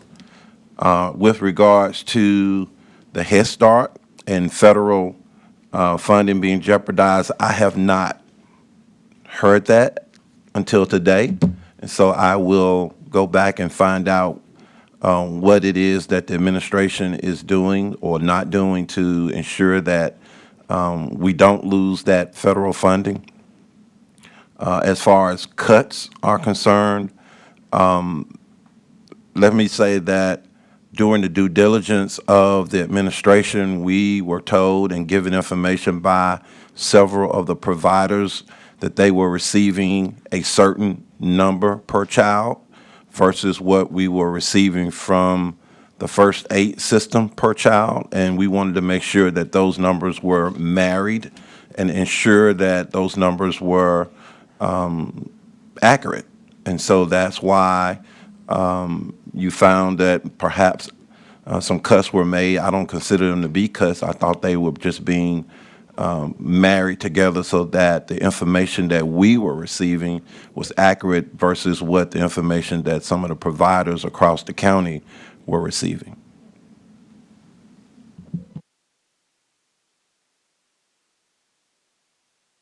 I think, Commissioner Wright, did you have, okay, I think you've answered his questions. I don't see any other commissioners in the queue. Thank you. Okay. Chairwoman Avant. Thank you. Mr. Collins. Mr. Collins, just the timeline, I know that we are in a new system, Oracle, and it's proven to have a lot of challenges with vendors being paid. Since we are at the 11th hour, the 12th hour, I guess 13th hour with this contract, it's important that we get these funds out the door as soon as possible. So my request is, with all of the challenges we're having with Oracle and the vendor, and some folks they don't have 30, 60, 90 days for them to be paid on a contract that we had hoped would have been in place by July 1. So it's our request, and I'm sure my colleagues would agree, that we really would like an expedited timeline on the vendor being paid for the contract. With Harold Collins, Chief Administrative Officer, with respect to the vendors in total and the Oracle system, let's just say that in our work with Oracle, we have found that many of our vendors in Shelby County government have expired EOC numbers. Oracle will not allow payments to be processed with an expired EOC number. These are hundreds of vendors, as you might well know.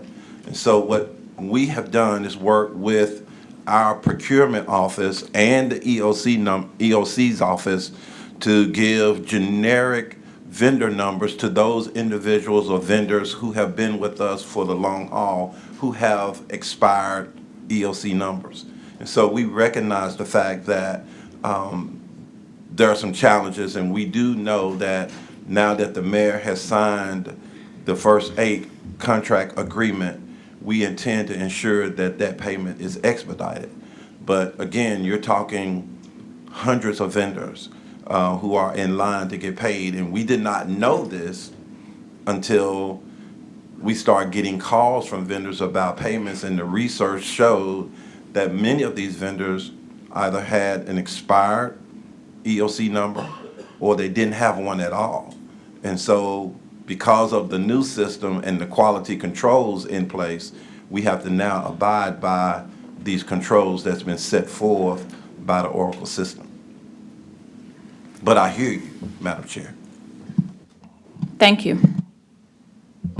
Thank you, Chairwoman Avan. Definitely echo everything that she just said. I'm sure this is an opportunity for you to work in partnership with Dr. Thomas to, as soon as you get the signatures that are needed from City Hall, we need for our vendors, our partners, our operators to be paid. I do know that I thought that we had gotten further along the way with this, but obviously there are some people who haven't been paid, and that's just not a good look for us at all. Thank you, Mr. Collins. Thank you, Dr. Thomas. Madam Chair, may I just say for the record that Mayor Young signed the contract in September. We started negotiations in June. Mayor Young signed the contract in September, and he would just receive the revised contract yesterday. And I'll also say for the record, there has been no funding discrepancies or numerical discrepancies in our program. As you may remember, an operator can opt in to outsourcing, wraparound and coaching, or opt out of it. So depending on what each operator decides, that shapes what their dollar amount. So I absolutely do your due diligence. Please talk to the operators about how the program is going. But there has been absolutely no discrepancies here. We have always been very clear and transparent on how we use the money that you invest in early learning. Thank you so much, Dr. Thomas. This officially, concludes committee number 6. Thank you. Thank you. I'll call to order Committee Number 2, Public Works, if we could read the first item.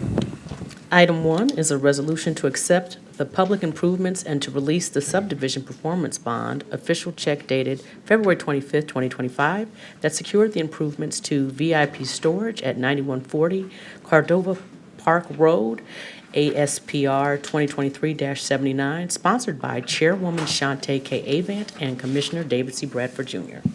Thank you. This item has been moved by Commissioner Whaley. I have seconded it. Good morning, Mr. Namati. You have a report for us? Good morning. Yes, sir.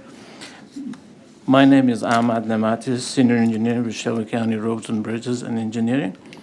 This item is the release of the performance bond and acceptance of public improvements of VIP storage at 9140 Cordova Park Road, ASPR 2023-79.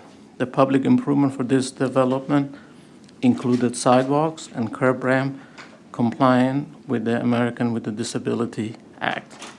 The County Engineer Office has inspected the construction of the public improvements and recommends acceptance and release of the performance bond.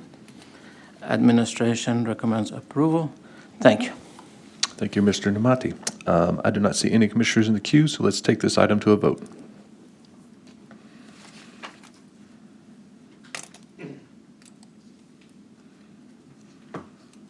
All right, if all commissioners have had the opportunity to vote, let's tally the results.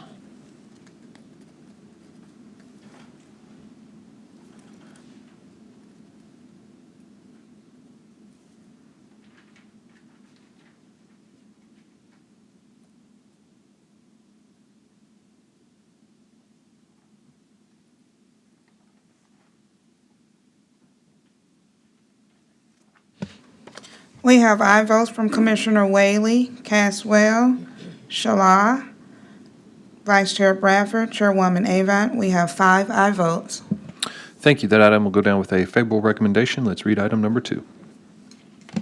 Item 2 is a resolution amending the FY 2026 operating budget and approving an intergovernmental agreement with DeSoto County to cost share 50/50 the asphalt repair and repaving of State Line Road. This item does not require an appropriation of county funds, sponsored by Commissioner David C. Bradford, Jr. Thank you.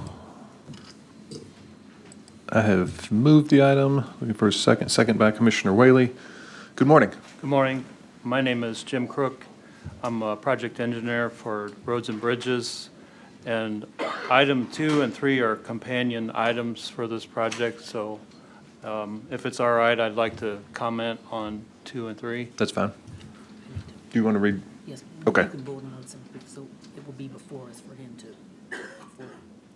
So can I make a motion to read both of these at the same time? Second. All right, seconded by Chairwoman Avant. So if you'll read item 3, then we'll let you present on both items, and then we'll do Okay. one vote on both items at the same time, unless a commissioner wants to divide it. Thank you. Yes, sir.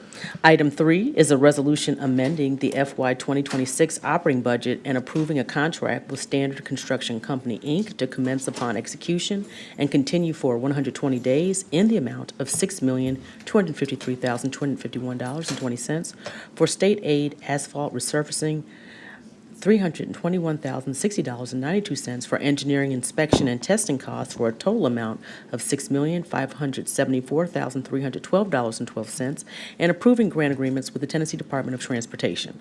This item requires the appropriation of FY 2026 state aid grant funds in the amount of $5,520,783.88, and roads and bridges funds in the amount of $1,053,528.24 for a total appropriation of $6,574,312.12, sponsored by Commissioner David C. Bradford, Jr. Thank you. Do I need to read that this was also moved, or since it's been lumped together? You go ahead and say. Okay, so this, I have moved this item, and seconded by Commissioner Whaley. Commissioners, what we're doing is we have read item 2 and 3 together, because Mr. Crook has comments that's going to take on both of these items. My intent is to then have a single vote on both items at once, but if any commissioner objects to that, we can certainly split the items. So, Mr. Crook, go ahead and speak to both items. Mr. Chairman, point of order. Yes, ma'am.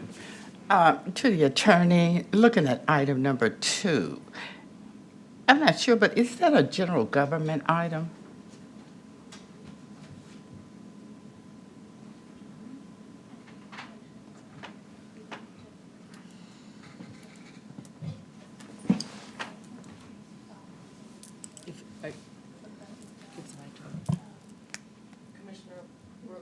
Commissioner Brooks, your point of order goes to the jurisdiction of an item under Item the 2. permanent rules. Yes, ma'am. And can you explain why you believe that should go under general government and not under the jurisdiction of public works? Well, it just falls under the rule that specifies the responsibilities of general government. In my reading, that's why I referred to the attorney. That was my reading of the rule. I would say that it would also be applicable. It would also fall under this jurisdiction. I don't think general government has anything specific that would make it fall only under that. So, did the attorney want to opine? I just want to write down what the answer is. Jordan Galtelli, County's Attorney's Office. It's because it's tied to the funding item immediately underneath it that it's under Public Works, so I'll opine with But if it were not tied to the funding item, it would be, okay. Is that correct? A general government item? possibly. You should Okay. as the chair. Thank you, ma'am. Thank you. Thank you for that clarification, Commissioner Brooks. All right, Mr. Crook, please speak on items 2 and 3. Shelby County has partnered with TDOT to repave 5 major roads in unincorporated Shelby County. Roads eligible under this program must be major routes that tie into state routes. TDOT is funding 98% of the costs with the exception of State Line Road. We have selected Germantown Road from Richmond to Holmes Road, Macon Road from Witten to Appling, Raleigh Millington from the Loosahatchee River Bridge to Amherst Road, Walnut Grove Road from Houston Levee to near Forest Hill Irene, and State Line Road from Crumpler to Hacks Cross. State Line is a little unique because it splits the state lines between Mississippi and Tennessee. We are entering into an intergovernmental agreement with DeSoto County to split the costs of this repaving 50-50. TDOT is funding 98% of the westbound lane, and DeSoto County is funding 100% of the eastbound lane. The project was advertised by purchasing, and 3 bids were received, with Standard Construction being the lowest bidder. TDOT has concurred with the award of the project to Standard. It will take approximately 120 days to complete, and administration recommends approval. I'd like to make another comment. In 2012, we resurfaced State Line Road, and we did the same process. We shared costs with DeSoto County, and so this is repaving State Line Road is similar to what we did in 2012. All right, thank you, Mr. Crook. Commissioner Brooks, I see you're in the queue. Is that additional question? Okay. All right, thank you. Any other commissioners have any questions? Okay. Commissioner Sugarman, go ahead. Thank you so much. And so I heard a lot of the streets, roads rather, in my district. So can you repeat, so you said Germantown Road from what point to what point again? Richmond to Holmes. Richmond to Holmes. Yes. Okay, my concern is Germantown from Crest Ridge to Winchester. It's a 2-lane road. Yes. And you know where I'm going with this, I think. And so the issue is, my concern, as well as my constituents, is that we continue to build commercial facilities on that road. It's 2 lanes. And there's a school on that same street. And when I emailed roads and things of that nature, and the city responded, because that is a city road, that it will not be until 2035 before that road's expanded. And so I would like for the roads, as well as planning development, to get together, because if we continue to build commercial sites on this street, that's a serious issue. And so I would like for you, as well as planning development, to get with my constituents and see if we can work something out, because 2035 is not acceptable. So are you, the whole alignment that's in the city and the county, or just alignment from Winchester to, I don't remember the. Okay, it's Crest Ridge Road Okay, to Winchester. It's 2 lanes. uh-huh, There's a gas station that's being built. yeah, There's Top Golf. There is I think it's CarMax. And it's continuing to have commercial buildings. And the gas station was built, and it circumvented this commission. It went to the city. And they were outraged, because we have like a gas station on almost every other block in this district. And so my concern is planning development and the roads need to get together when they're developing. And also reach out to the community, because I'm getting a lot of emails that I'm gonna start forwarding to you all if we cannot resolve this issue. And then the other thing, State Line Road, I know that's federals, things like that, that's a huge issue also, but my concern right now is Germantown. okay. Thank you. Thank you, Commissioner Sugarman. All right, Commissioner Brooks, I really appreciate your input on this, because the parliamentarian has given me a better direction on these 2 items, and so I'm going to let her speak to this. I think the motion is going to be that we're actually going to move these to Commissioner Whaley's budget committee and can vote on them there, because I think that's where they need to be. But I'm going to defer to the parliamentarian, let her read our rules, and then I will make the appropriate motion. Thank you, Commissioner Bradford, Vice Chair Bradford, and Commissioner Brooks, thank you also for having equal eyes with respect to the permanent rules, because any unbudgeted expenditure per your permanent rules, Rule 26, unbudgeted expenditures, any item requiring an unbudgeted expenditure shall not be voted on without having first been referred to the Budget Committee for a recommendation to the County Commission. So as opposed to I think maybe you were thinking general government because it was an intergovernmental agreement, but because this item does fall under the jurisdiction of Public Works, had it not been an unbudgeted expenditure, it would have been properly under this committee. But to the point of this being an amendment to the budget, I think the Vice Chair is going to make a motion to refer these items to the next committee. Thank you. All right, I will make the motion to refer these 2 items to the Budget Committee, which is up next. Second. Have a second from Chairwoman Avant. Any objections? Any other discussion on these items? Yes, Commissioner Brooks. Just a point of clarity here for maybe some of our listeners, and so that hopefully I didn't confuse anyone.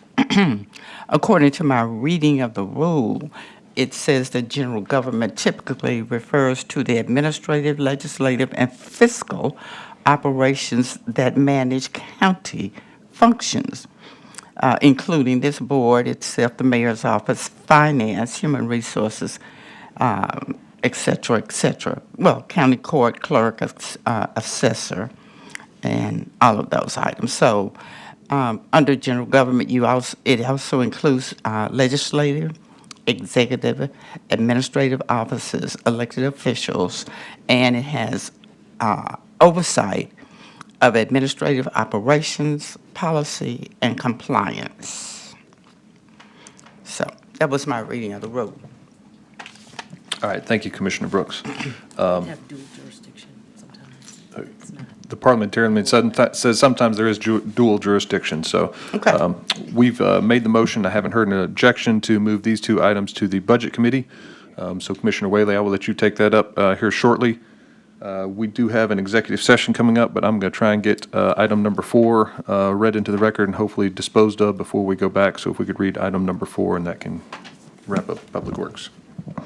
Item 4 is a resolution approving contracts in excess of $50,000 with individual property maintenance contractors for grass cutting of county-owned property in an amount not to exceed $611,896, representing a prorated amount for the remainder of FY 2026, and with the contract amount not to exceed $1,223,792 in FY 2027 and FY 2028. This item requires expenditure of FY 2026 operating funds in an amount not to exceed $611,896, sponsored by Commissioner David C. Bradford, Jr. Thank you. That item has been moved by Commissioner Whaley, seconded by Commissioner Wright. Mrs. Sykes-Wood, go ahead. Thank you. Esther Sykes-Wood, Land Bank Administrator.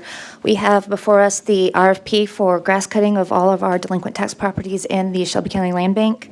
The RFP was issued October 31st of 2025. 43 submissions were received, 5 were deemed non-responsive. We awarded 5 for under 5 acres and 4 vendors for over, 5 vendors were awarded for under a half acre, and 4 vendors were awarded for over a half acre. And there was a 20% LOSB goal that was met with 100%. All right, thank you. I don't see any commissioners in the queue, so let's take this item to a vote.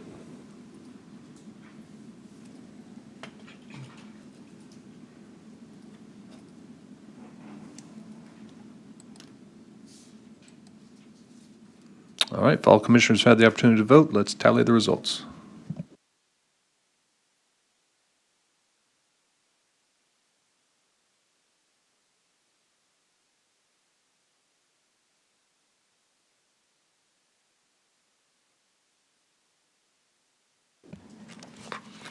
We have aye votes from Commissioner Whaley, Shalai, Wright, Vice Chair Bradford. We have 4 aye votes.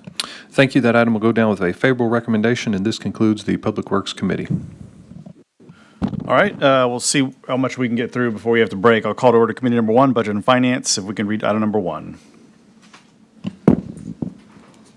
Item 1 is a resolution amending Resolution Number 4, adopted February 24, 2025, requesting that EDGE remits to the county any unspent funds not specifically expended for the programmatic initiatives of the Greater Whitehaven Economic Redevelopment Corporation, GWORK, sponsored by Commissioner Amber Mills and Commissioner Brittany Thornton.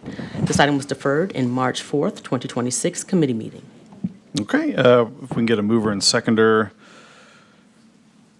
Moved by Commissioner Mills, seconded by Commissioner Bradford. Commissioner Mills? Yes. Could we send this down without recommendation for Monday, and it will either be substituted or withdrawn? It won't be this. Yep, totally. All right, there's a motion to send it down without recommendation. Is there a second? Second by Commissioner Bradford. Can we do that without objection? All right, hearing none, item 1 will go down without recommendation. All right, item number 2, this is the one we moved from Public Works, so item number 2. Worked out perfectly, actually. It did.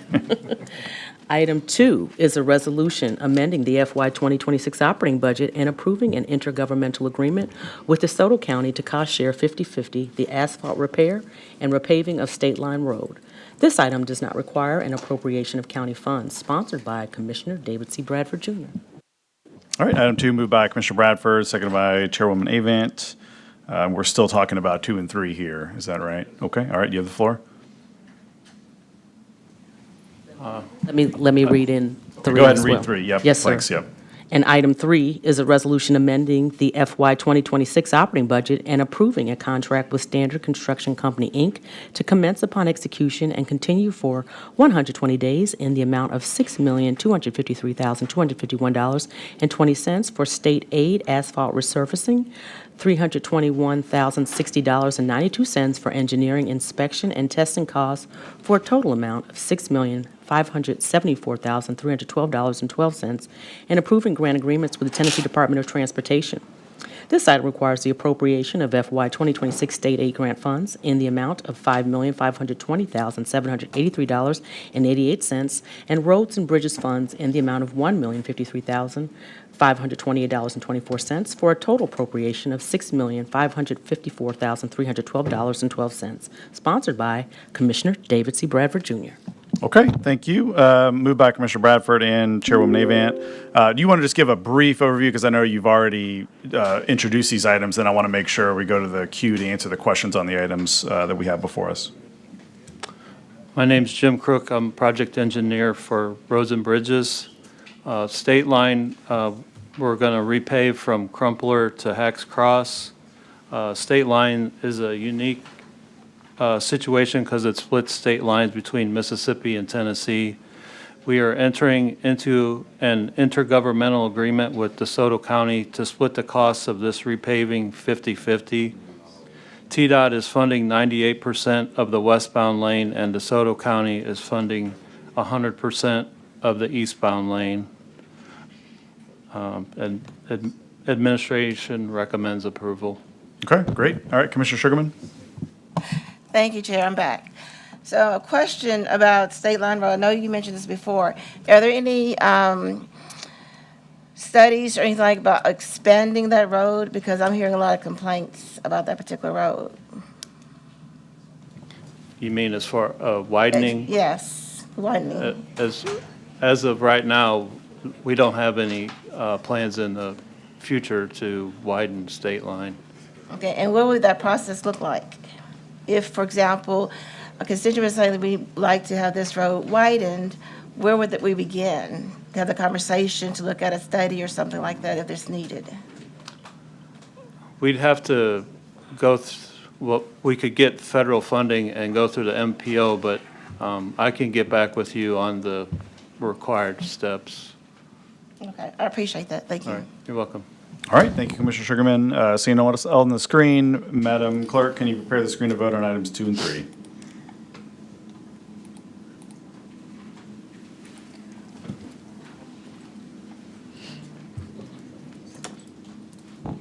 Okay, we can close the screen and record the vote.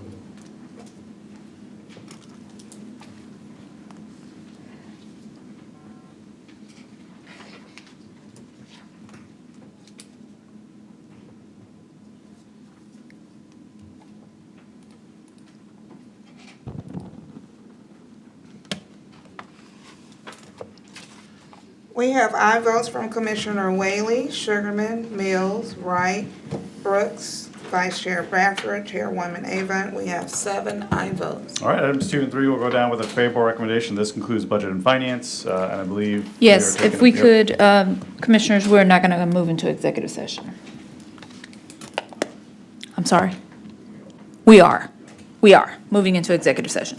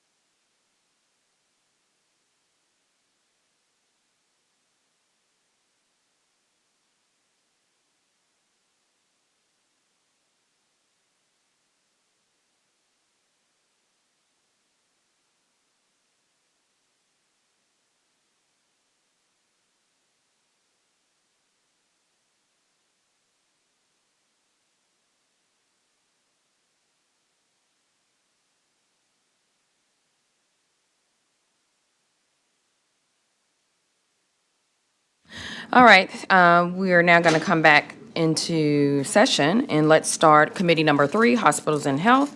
Madam Parliamentarian, can you read item number 1, please?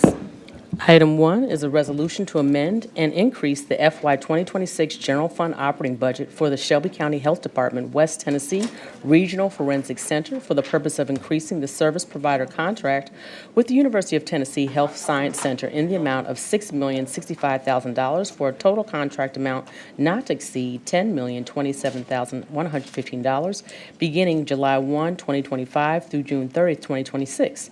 This item requires the appropriation and expenditure of FY 2026 general funds in the amount of $6,065,000, not to exceed $10,027,115, sponsored by Commissioner Miska Clay Bibbs. Thank you, Madam Parliamentarian. Can I get someone to move this item, please?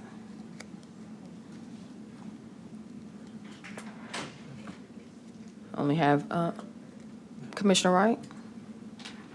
I'm going to put you on the spot. I need you to move the item, please, sir. Oh, I'm sorry. Thank you, and then I will second this item. All right, we do have Dr. Randolph here today to be able to speak on behalf of this item. We'll hand it over to you. Good morning, Commissioners. This is Dr. Bruce Randolph, the Interim Director and Health Officer of Shelby County Health Department. And so the item that you have before you is a resolution asking that you would amend the fiscal year 2026 budget, operation budget, to include the additional funds that we need, not to exceed $10,027,000. Initially, back in June, the resolution was passed for that amount. However, the Budget Department only put $5,212,000 in it, and we need the additional $6 million to fulfill our obligation. And so included in that $6 million that we're asking is $1,250,000 that we owe for overage for fiscal year 2025. And so that's give us the total of the $6,065,000 that we're requesting. Thank you for that explanation, Dr. Randolph. I don't see any colleagues in queue, but this is a pretty substantial item. Yes. So my recommendation would be to move this down without a recommendation. All right. And can we do that? I apologize, I should have been paying attention. So all these items that amend an item, it's an unbudgeted expenditure, you can suspend the rules, but your rules say that they should first appear and get a recommendation under the Budget and Finance Committee. So you can make a motion to suspend the rules, or we could Gotcha. refer, or we could Do you want us to reconvene. reconvene budget so that it, okay. I think that, Commissioner Or you Whaley? could suspend the rules, either one. Yeah, well, I would say we should just reconvene budget and do it real quick. Okay, There, yeah. let's do that. All right, we are going to, Let's refer the item first before you, so you will recess.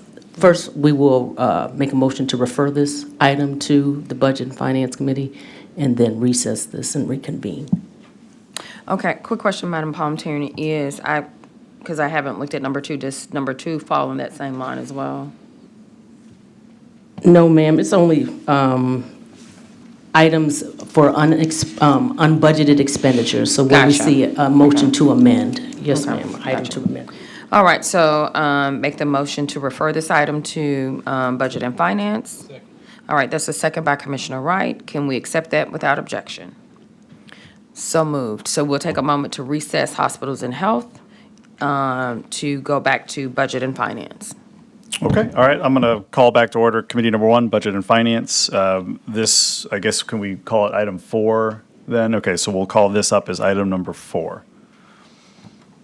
Yes, yes.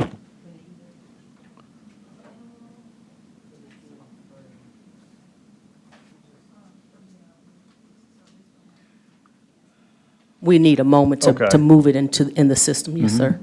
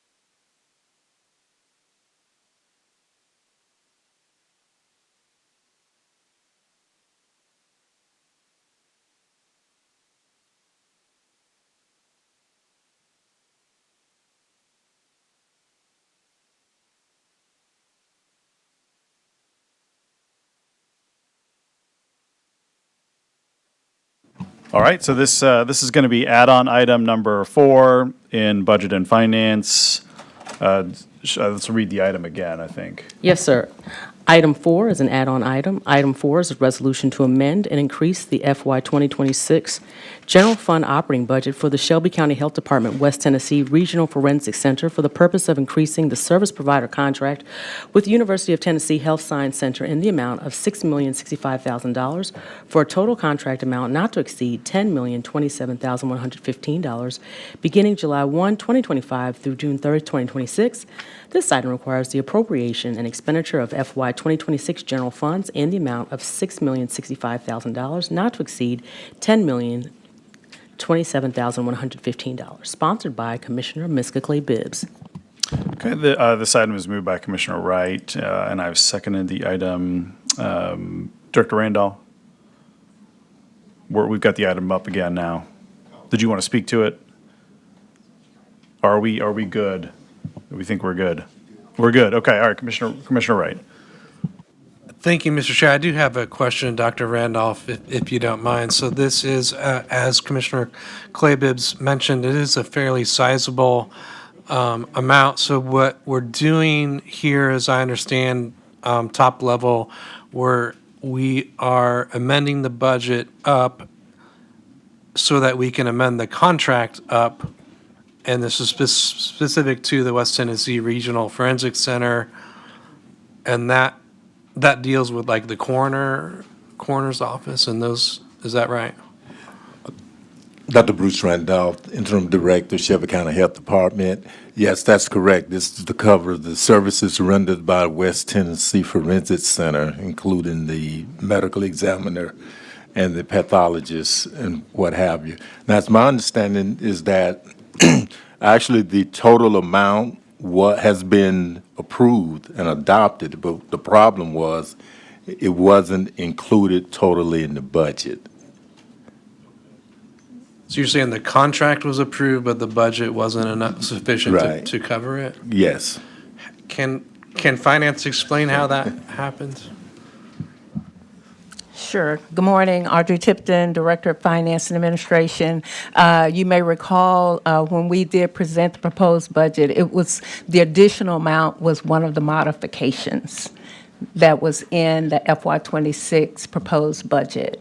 And we did take those modifications out and replace them with some other items. So it was understood at that time that anything that required additional funding that was taken out of those modifications would have to come back to commission for approval.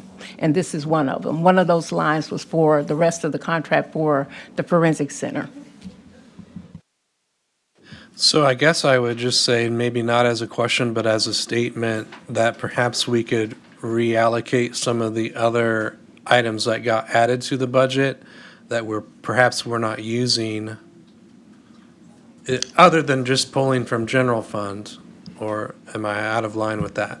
Audrey Tipton, Director of Administration and Finance, we cannot do that. I think all of the items on there were approved, so they're in the budget to be paid. We'd have to come back to commission to reallocate anything that has not been paid.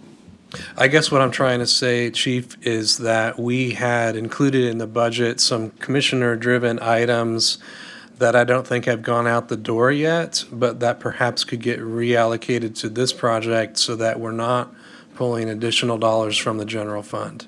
So an example of that would be, I think it was 1.5 million towards setting up a local crime lab. To my knowledge, we may have expended some of that, but the large bulk of that has not been expended, so it could perhaps be reallocated to this budget. And there are other items like that. Audrey Tipton, Director of Administration and Finance, that would definitely not be my call to make on that situation. We can check and see the ones that have not gone out and can provide that list to you, and then it would be up to the body to make that decision. Okay, all right, thank you, Commissioner Wright. And the other thing is that, as we get kind of closer to the end of the fiscal year, the default is that it would roll into the fund balance, which isn't necessarily the worst thing in the world to increase that fund balance, because that's going to be something we're going to have to do. Okay, all right, seeing no other questions on the screen, we can prepare add-on item 4 for a vote.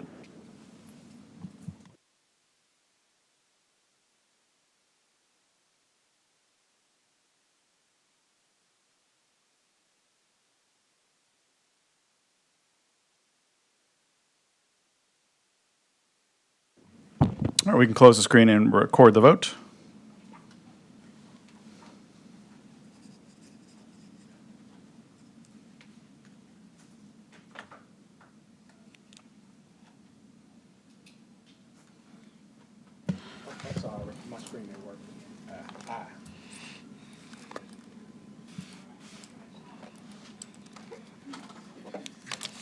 We have aye votes from Commissioner Whaley, Clay Bibbs, Caswell, Wright, Brooks. We have 5 aye votes.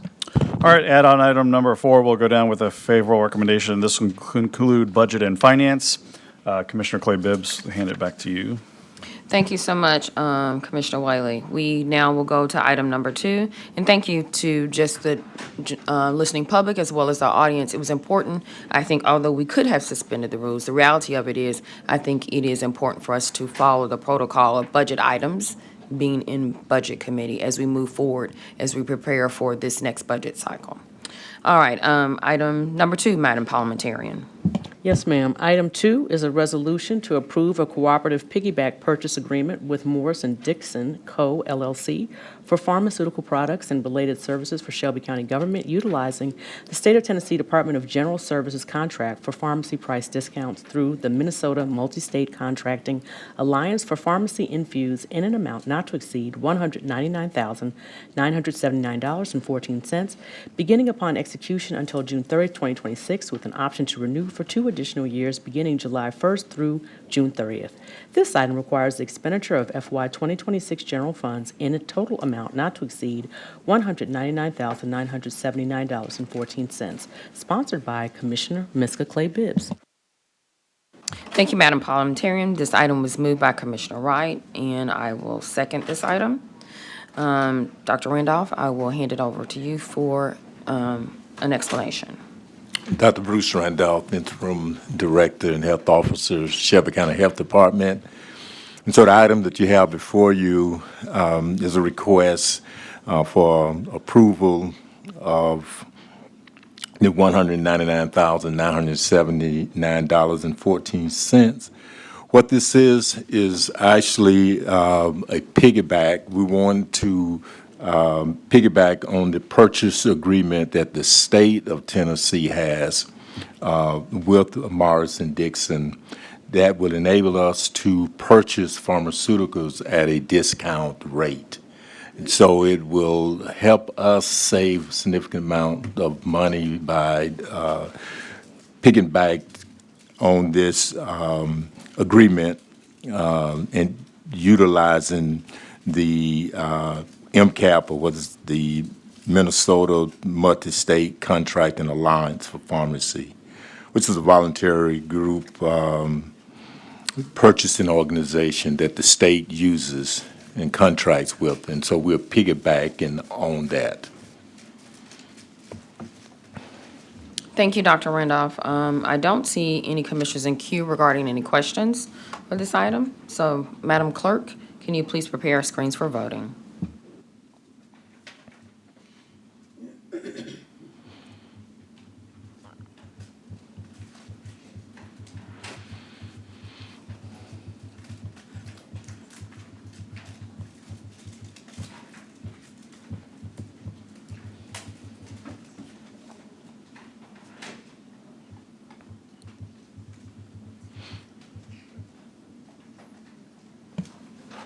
We have aye votes from Commissioner Clay Bibbs, Caswell, Wright, Brooks. We have 4 aye votes.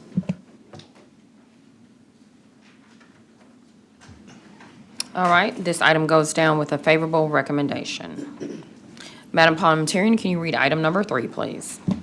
Item 3 is a discussion item to last approximately 10 minutes. Monthly status update on South Memphis air monitoring. Deputy Director Casey Smith-Alexander presenting. Thank you, Madam Parliamentarian. And Ms. Smith-Alexander, I will hand it over to you. Thank you. Good morning, County Commissioners. Casey Smith-Alexander, Deputy Director of Shelby County Health Department. The Shelby County Health Department received funding from the United States Environmental Protection Agency in the amount of $411,000. The main goal of this project was to construct an air monitoring site to improve the monitoring of carbon monoxide and ozone levels within South Memphis. This station will allow the air monitoring staff to review continuous air data streams within the monitored area located in South Memphis.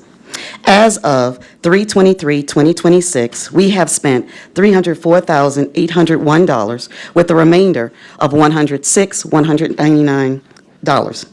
On page 2 of the packet that was presented to you, you will see a picture of the newly installed shelter, which was installed on 2/27/2026.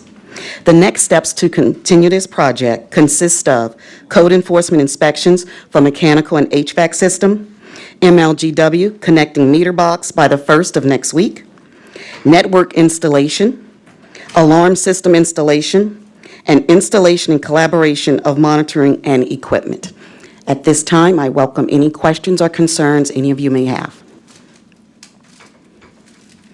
Thank you for your report. Commissioner Brooks, you're in the queue.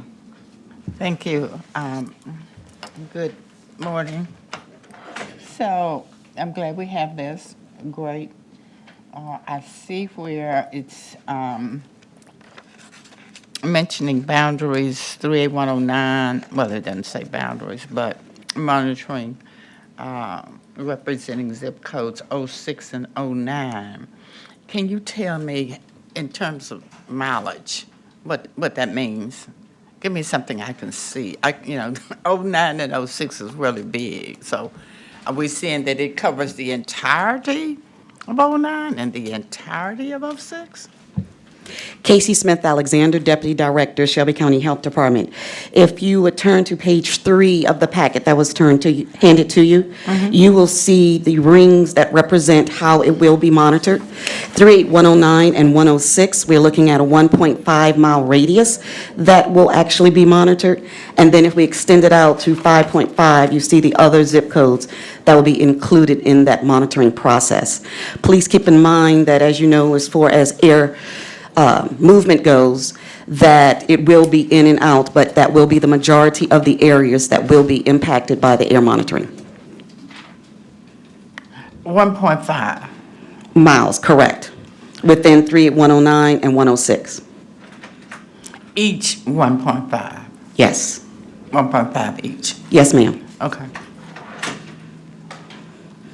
Why is that, why is the radius so small? Casey Smith Alexander, Deputy Director. When you're looking at it in comparison to the shelter, you want the concentration to be closer to the actual air monitoring shelter to get a good idea of the levels of ozone and carbon monoxide in that vicinity. So that means am I out of time? Because this has 6 minutes remaining, so I know No. no one's going to allow me to talk 6 minutes. Madam Clerk, can you actually, you still have it on the time for her presentation. So you can, Oh, yes. okay.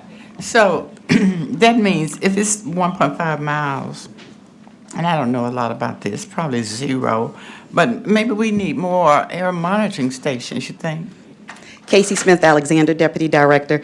I would agree with you, yes. Unfortunately, the United States Environmental Protection Agency, we have to get approval for every air monitoring station that is placed in Shelby County. This will be the 6th air monitoring station, but the 1st in South Memphis. Okay. Well, that's good. Thank you. Thank you, Commissioner Brooks. I don't see any additional commissioners in the queue for this discussion item. Thank you so much, Ms. Smith Alexander, and your consistency around these reports. Thank you. This concludes committee number, actually, what committee am I in? Committee number 3. Thank you. Are we on time? Are we early? Good morning. We will now convene committee number 10, General Government. Madam Parliamentarian, please read the first item. Yes, ma'am. Item 1 is a resolution approving the election of notaries public for appointment and reappointment for Shelby County, Tennessee, sponsored by Commissioner Henry E. Brooks. Okay, that item has been moved by myself and second by Commissioner Wright. Let's see. We have no conflicts reported from the County Attorney's Office, and there are no members in the queue. So what we'll do is just move this item to a vote. Madam Clerk, all members desiring to vote, please cast your vote. Every member voted. Madam Clerk? Commissioner Caswell is an aye.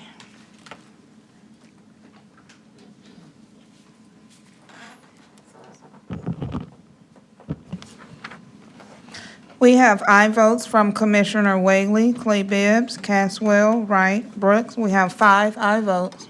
Thank you, Madam Clerk. That item goes down with a favorable recommendation. Madam Parliamentarian, item number 2.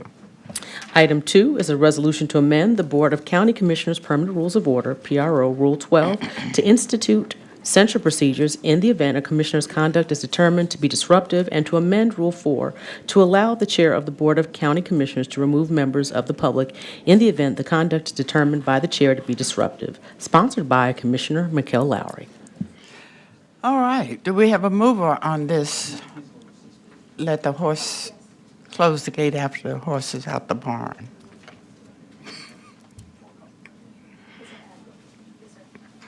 Oh, it's been moved by Commissioner Bibbs, Clay Bibbs, and second by Commissioner White. Okay, seeing no members in the queue, we will move to the vote. Okay. Every member voted. Commissioner Caswell is an aye.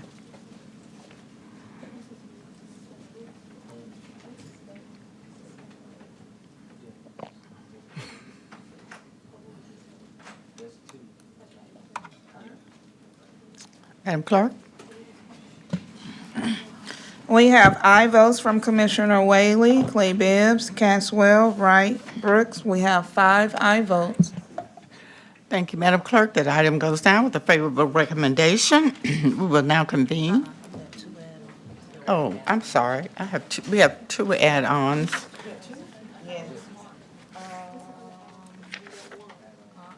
We have one. Yeah, we got 2. Everybody's not in the know. Number 3 is the hotel, and number 4 is Assessor. She don't have a copy. She can have my copy.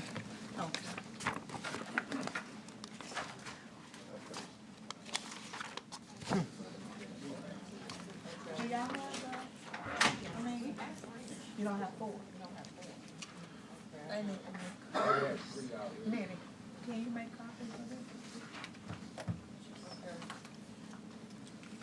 All right. You don't have four? I have it. Yeah. Four. And you get email? I already got it. Okay. Yeah. Yeah, I already got it. Okay, so for these two add-on items, neither of them were, unlike the other add-ons, neither of them already appeared on the agenda, and they are missing the routing sheet and the summary, so we're going to need, once they're properly before us, each of them will need to have, entertain a motion to suspend the rules for that to be properly before you. Item 3 is an add-on item. Item 3 is a resolution of the Board of Shelby County Commissioners requesting the General Assembly of the State of Tennessee enact a private act to amend Chapter 131 of the Private Acts of 1969 as amended relative to the privilege tax upon hotel occupancy in Shelby County, Tennessee, sponsored by Chairwoman Shantae Avant. All right, that item has been,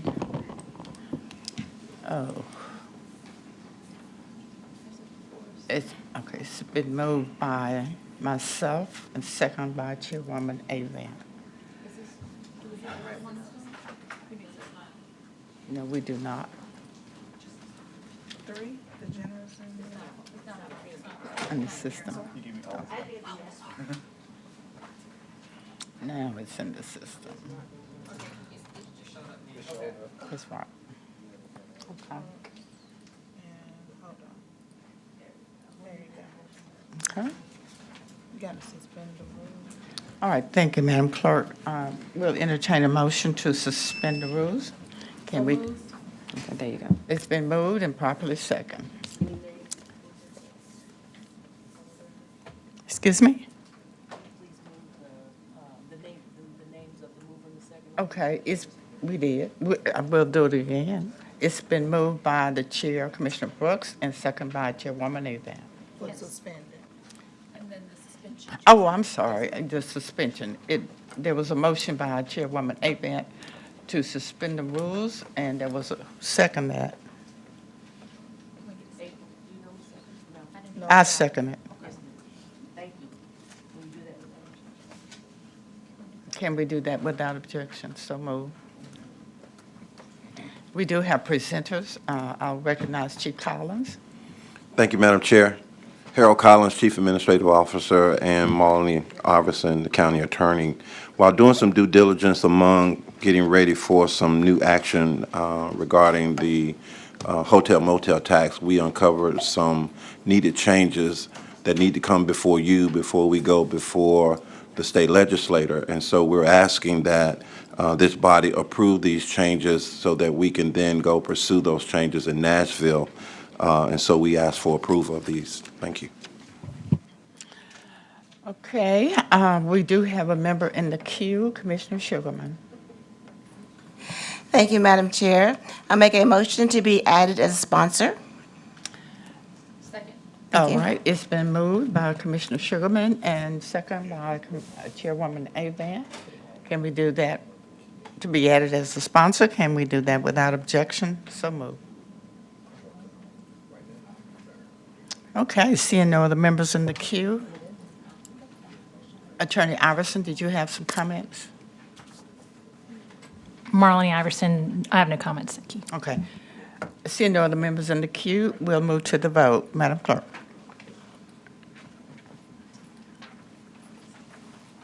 Every member cast your vote.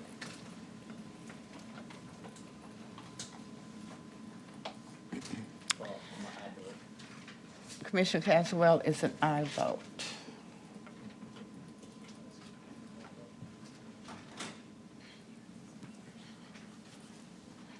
Every member voted. Madam Clerk.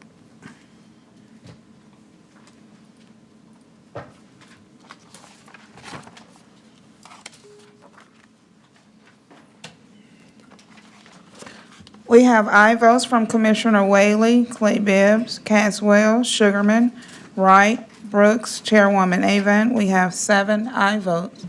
Thank you, Madam Clerk. That item goes down with a favorable recommendation. And we have one more add-on from the County Assessor's Office. Madam Parliamentarian. Item 4 is an add-on item. Item 4 is a resolution approving the execution of a memorandum of understanding between Shelby County Government and the Tennessee Comptroller of the Treasury Division of Property Assessments regarding the 2025 through 2029 reappraisal plan, sponsored by Commissioner Henry E. Brooks.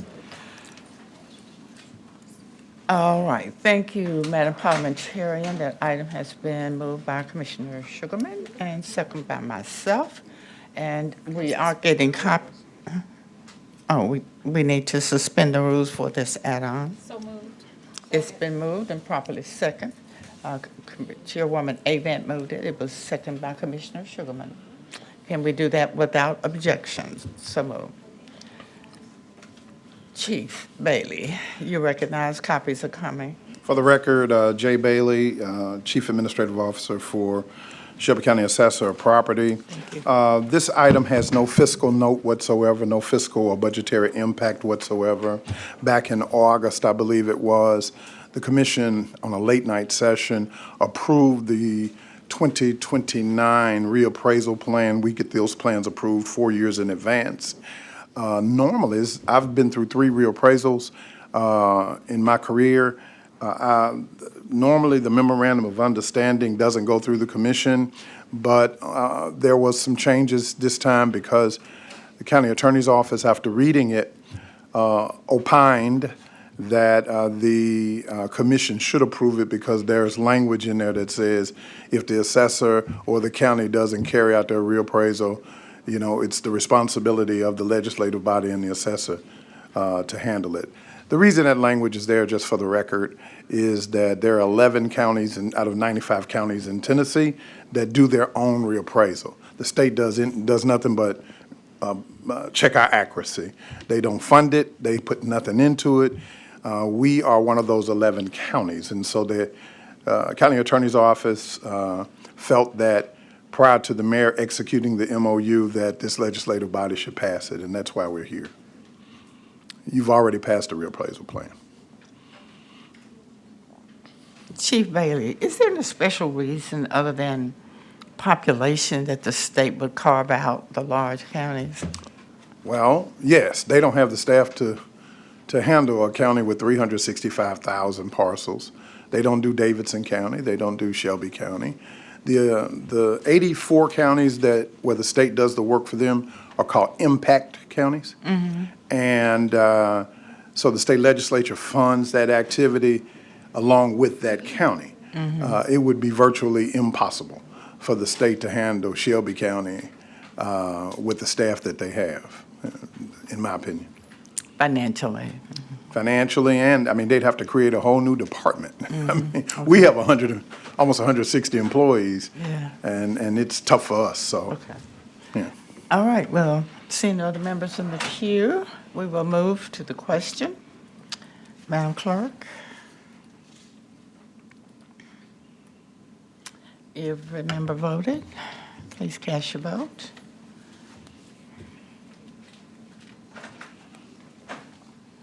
Madam Clerk, may we have a tally, please?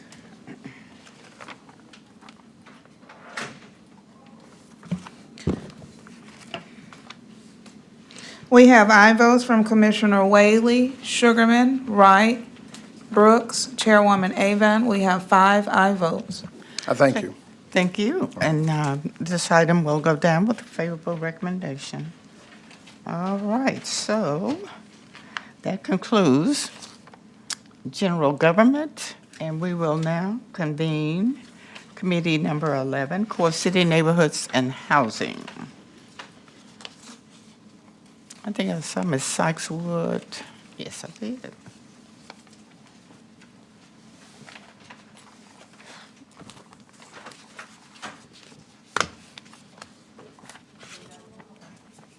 Madam Parliamentarian?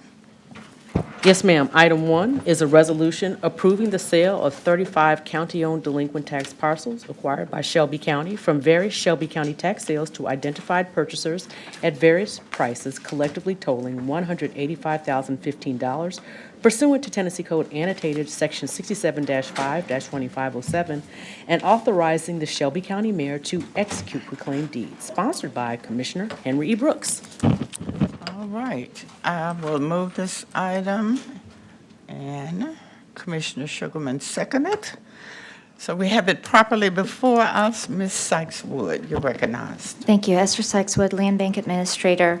Our total asking price for this was $136,025. Our total sales price was $185,015. So we sold about $50,000 over our asking price, but we were still negative in back tax collection at $114,696. There were 4 out-of-town purchasers, and they purchased 16 of the properties, and 29 of these properties were sold for less than back taxes.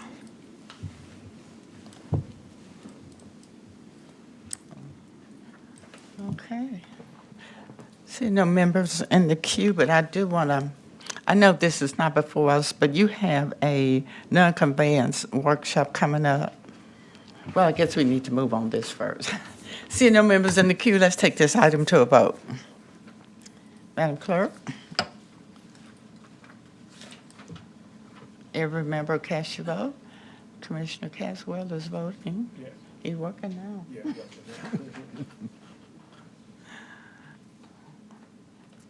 Madam Clerk, may we have a teller?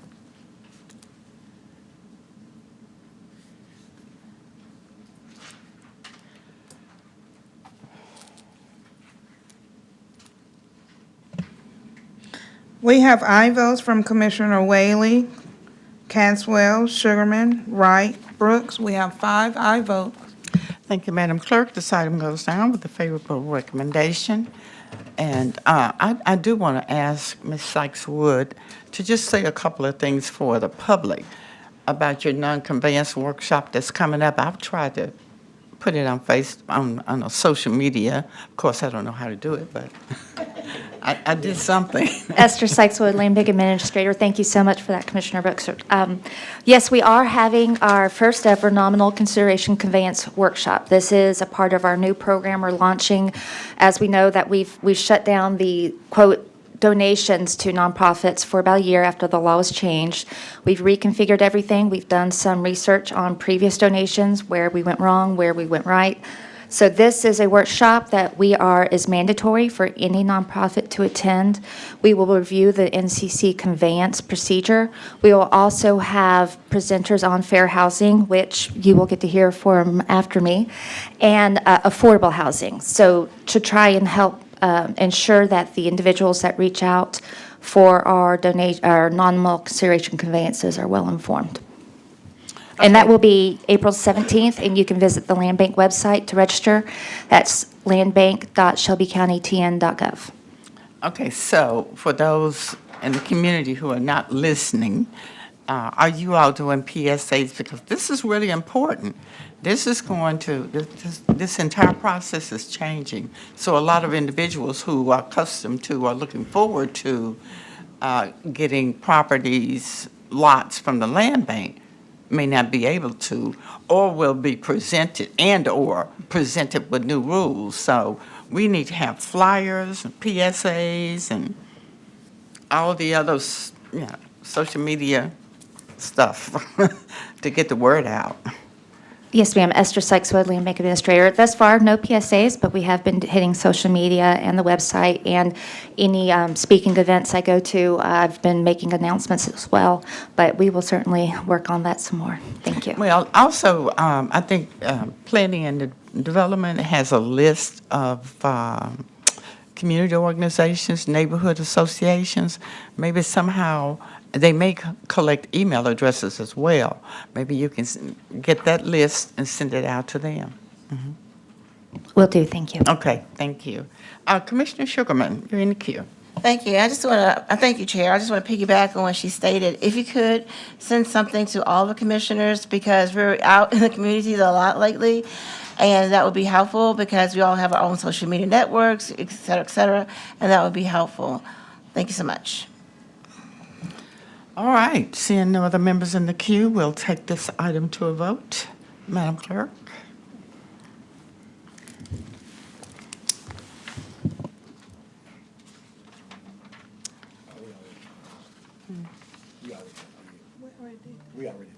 Oh, we did? Yeah, you down. Oh, that's right. Okay. I'm sitting here waiting. Okay, we do have a discussion item, Madam Parliamentarian, item number 2. Item 2 is a discussion item to last approximately 10 minutes. Fair Housing Council of Metropolitan Memphis, with Executive Director Shanice Anthony presenting. Okay, I will move it. Oh, that's right. I haven't been here in a while. Okay. Ms. Anthony, thank you so much for your patience, and thank you for being here today. I know we tried to get this scheduled earlier. We were unable to, but I'm glad you're here today.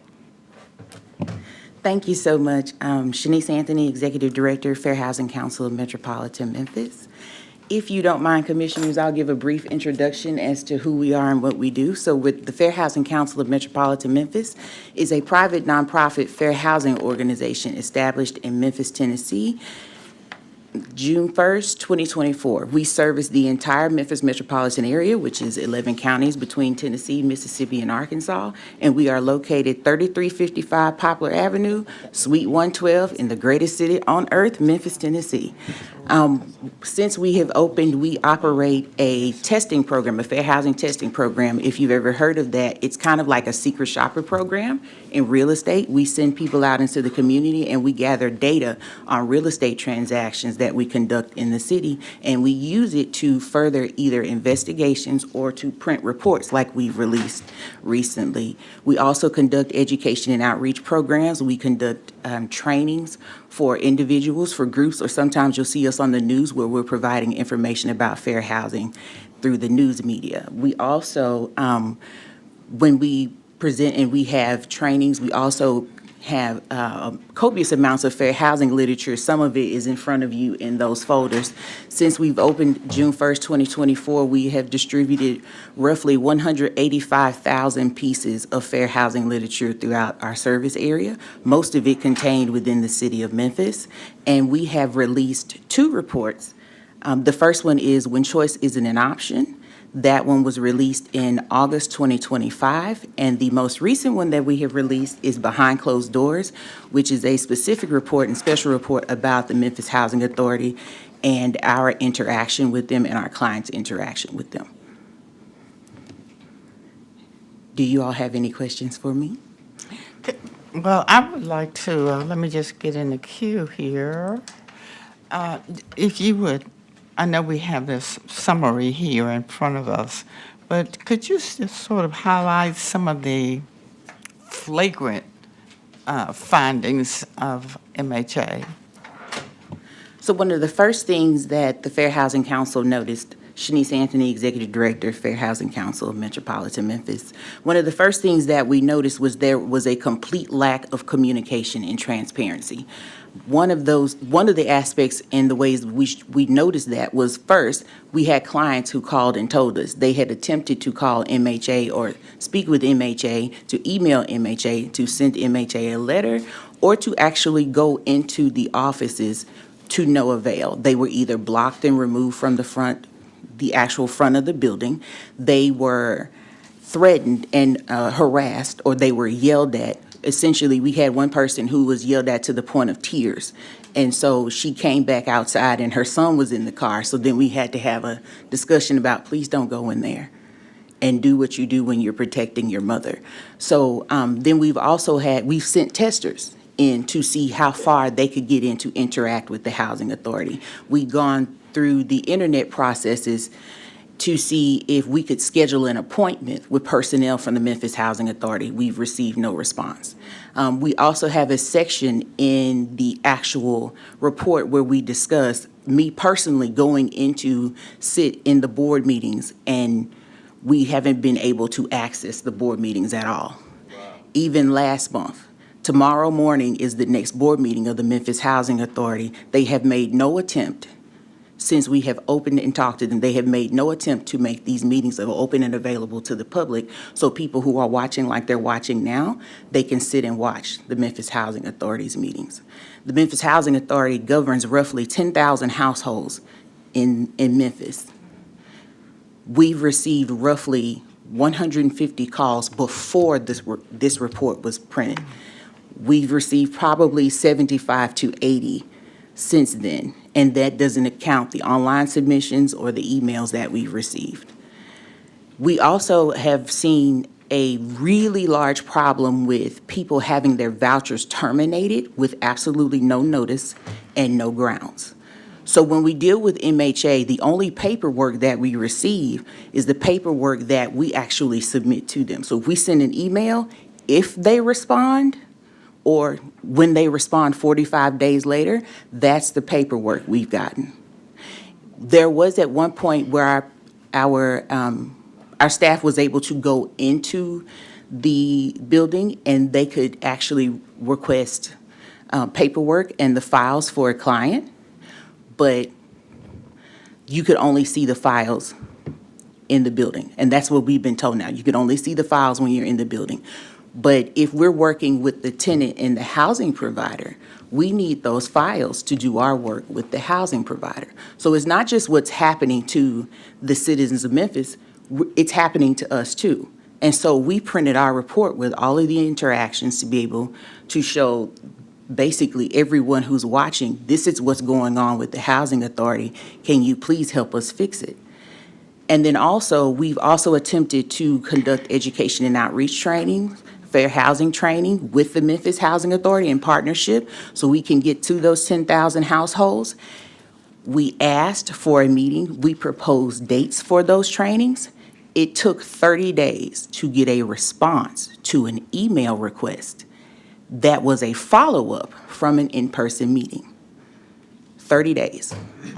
And everything I'm saying to you is in this report. We left nothing out. And we actually wrote down every law that we saw that they were in violation of. We also talked about the sign that's on the front door that says, no marijuana smoke, cover your private areas, take off your bonnets, which actually violates the First Amendment because you can't tell someone to take off a bonnet if it doesn't interfere with the services you're providing them. Oh, my Lord. Those are just the top problems that we found. Okay, let me ask this question before I go to Commissioner Caswell. So these findings are not just voucher specific. This is just Memphis Housing Authority across the board findings. Yes, so they're across the board findings, but there are some findings that are specific to housing vouchers, as if in relation to termination or communication. We talked to them about whether or not, if someone wanted to find a copy of their voucher information, where would they go? They said, well, you go to the portal. That's where we notify people. And I said, well, do you check to see if what has been uploaded into the portal, what you think has been uploaded into the portal, is actually there? Jamal Williams looked me in my face and he said, no, we do not check. We had an actual in-person meeting with the Memphis Housing Authority and their staff January 8th. Now, keep in mind, we requested that meeting November 18th. They basically sat in my face. They told me, this is what we do. I'm going to provide you all of the documents that you've requested, all of the plans that you've requested. I have yet to see those, even with the release of the report. The Memphis Housing Authority has made no further statement to the Fair Housing Council regarding this report or any of the contents of this report.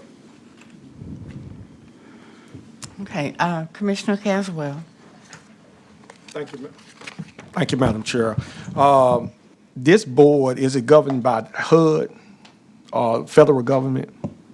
our organization or MHA? MHA. So MHA has a board of commissioners that is appointed by the mayor and confirmed by the city council.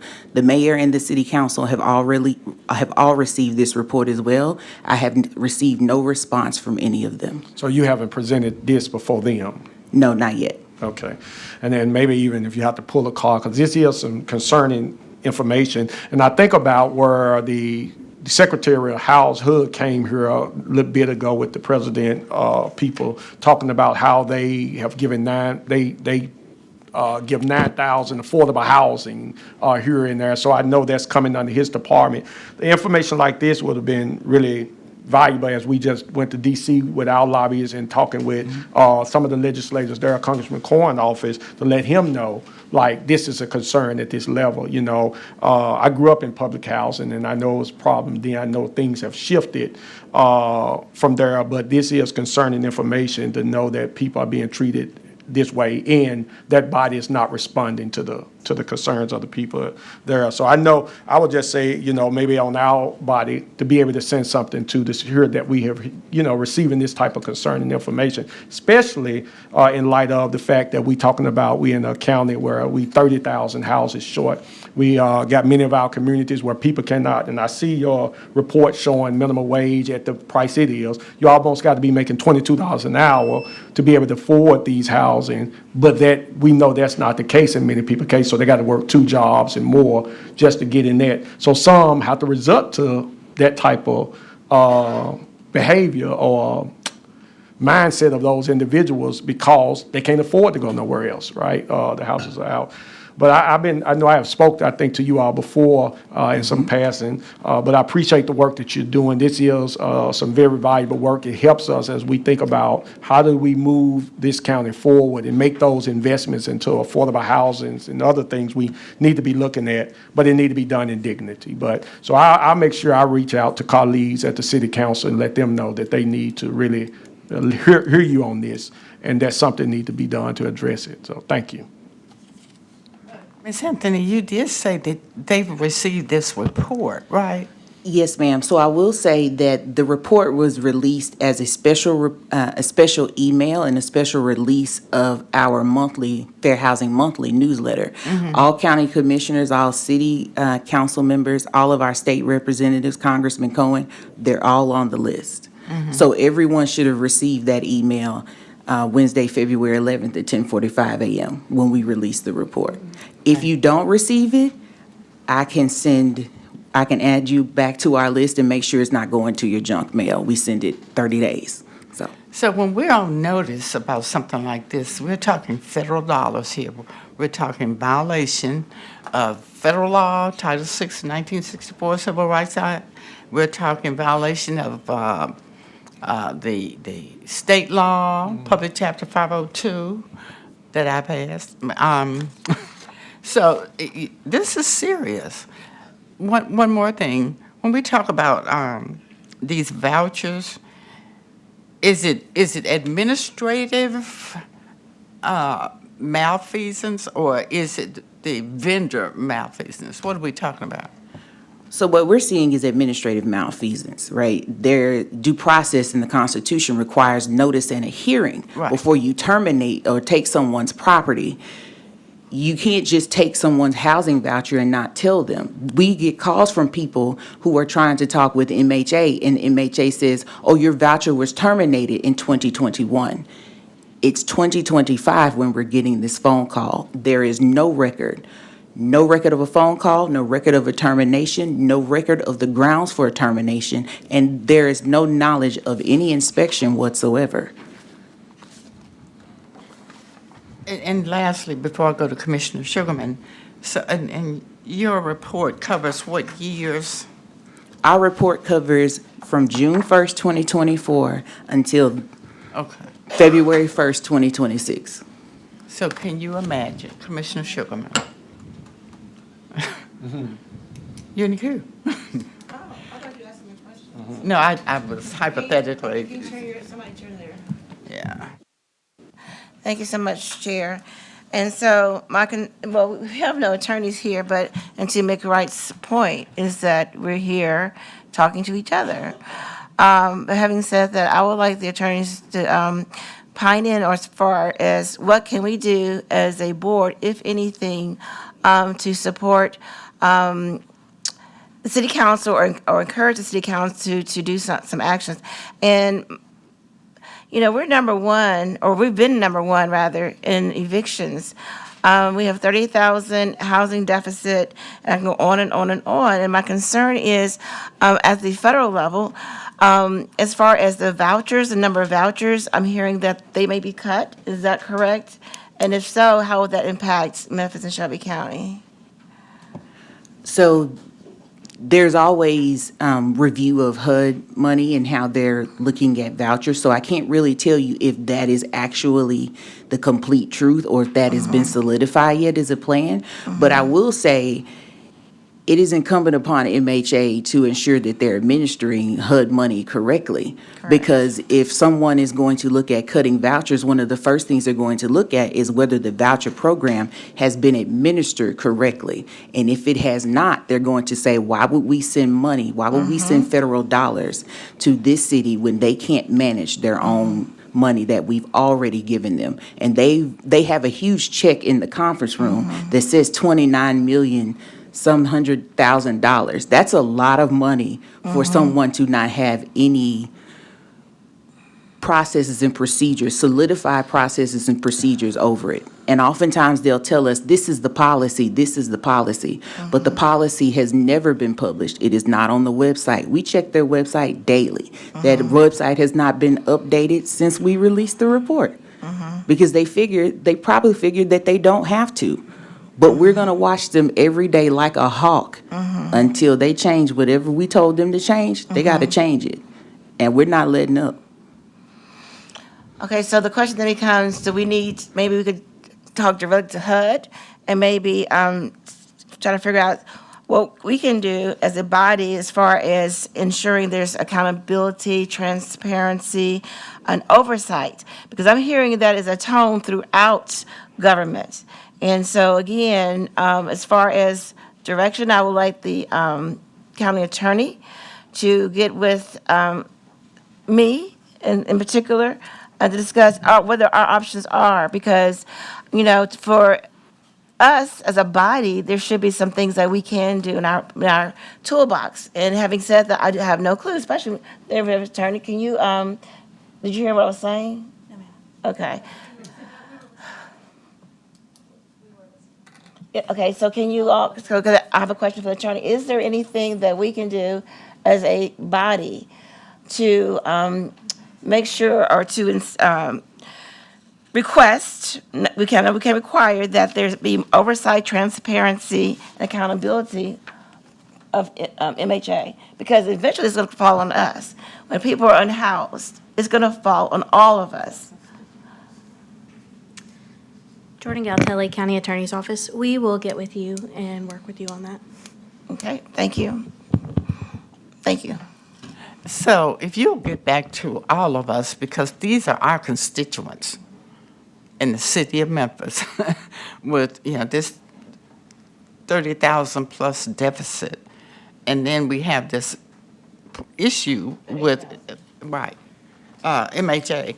So I'm not sure, maybe we should send a notice to the city council regarding the presentation here and our concern. Let's put them on notice that we are on notice, and being on notice, then that makes you, it puts you in a position that if something happens, you're the responsible party because you're already on notice. So since we're on notice, let's let them know, so when the ball drops, you know, we'll be out of the way. Point of information. So since you're the chair, would you be willing to send out a letter? I sure will. Thank you. And I would like to be also added to that letter if you send it out. Yes, ma'am. Thank you. If Madam Attorney will get with me before I leave today, we'll get it emailed today. Okay? Thank you. Thank you. I wanted to, one more thing, Ms. Anthony. Well, in reference to HUD, and I'm not casting any shade or anything like that, but last year, I reached out to HUD, Mr. Turner, is that his name? And I was advised that they were not taking appointments. They were not, doing any work. Well, they didn't say they weren't doing any work, but they were not taking appointments. So I'm not sure. Maybe Congressman Cohen has more influence than me, so maybe he can move that. But is that something, I mean, do you have any feedback on that? So we're funded by HUD Yeah. for the most part. We have been able to contact people in HUD, but with the government being open and then shut down, sometimes there's a delay in us being able to file complaints or just being able to get a succinct response from someone in HUD. So it may take 2 to 3 weeks where it would have taken 2 days or 2 hours. And that's just because when you cut the staff of the federal workforce, you tend to get a delay. Okay. So we've had that issue. But other than that, we've seen everyone that we usually work with. And so they've also received this report. So they're reviewing it as well. Okay, well, maybe I need to go through you then as opposed to going through our lobbyists, because our DC lobbyists could not get any appointments. Okay, Commissioner Sugarman, I'm just saying. Okay, and so then another concern is, individuals who have ADA compliance issues, and I have a constituent who has asked me, and so I'm going to ask you, if there is a client who can't read or write, okay, and on the program and can't communicate for themselves, who then gets their vouchers terminated, and how's that communicated? How is that communicated to them from the housing authority? Yes. That's something you would have to ask the housing authority. Okay. From what we've seen, it wouldn't matter if they had, whether they had a disability or not, across the board. They're just terminating them without notice. But now, if they were a client of ours, if they called us, we would be able to speak on their behalf with the housing authority. We could do it with them present. We could do it with them without them being present. And then we also have language line services. So Okay. if that person spoke another language other than English, we would still be able to help them and communicate with them and advocate for them. And what about a hard of hearing? Them too, everybody. Good, thank you. So a lot of our work, especially now under our strategic plan, deals with people who have disabilities, because we're seeing a lot of fair housing claims arising from people who have disabilities, because people figure, well, we're not going to accommodate them. They can just sit out there and do what they want. And the law says, no, you will accommodate them. Right. So. Right, okay, thank you. So, actually, I'm not an attorney, but it seems like they are in violation of a ton of laws. And it's really not, it's very sad, and it's very serious, because, we don't have any money to spend on court cases, on private action, or any kind of legal action. So, I think it would be in our best interest to send a little letter to our counterparts to see if they can, start moving and fixing some of these things. Ms. Anthony, thank you so much. Did you have something else you want to add? We appreciate you coming. Other than we would love to be funded by Shelby County. As of this time, we only receive funding from the United States Department of Housing and Urban Development, and that grant will expire August 31st of this year. Yeah. And then we also receive a small amount of money from the city of Memphis, but that's CDBG funding, so. Okay, so the grant from the feds is going to expire. It's Yes. not reoccurring?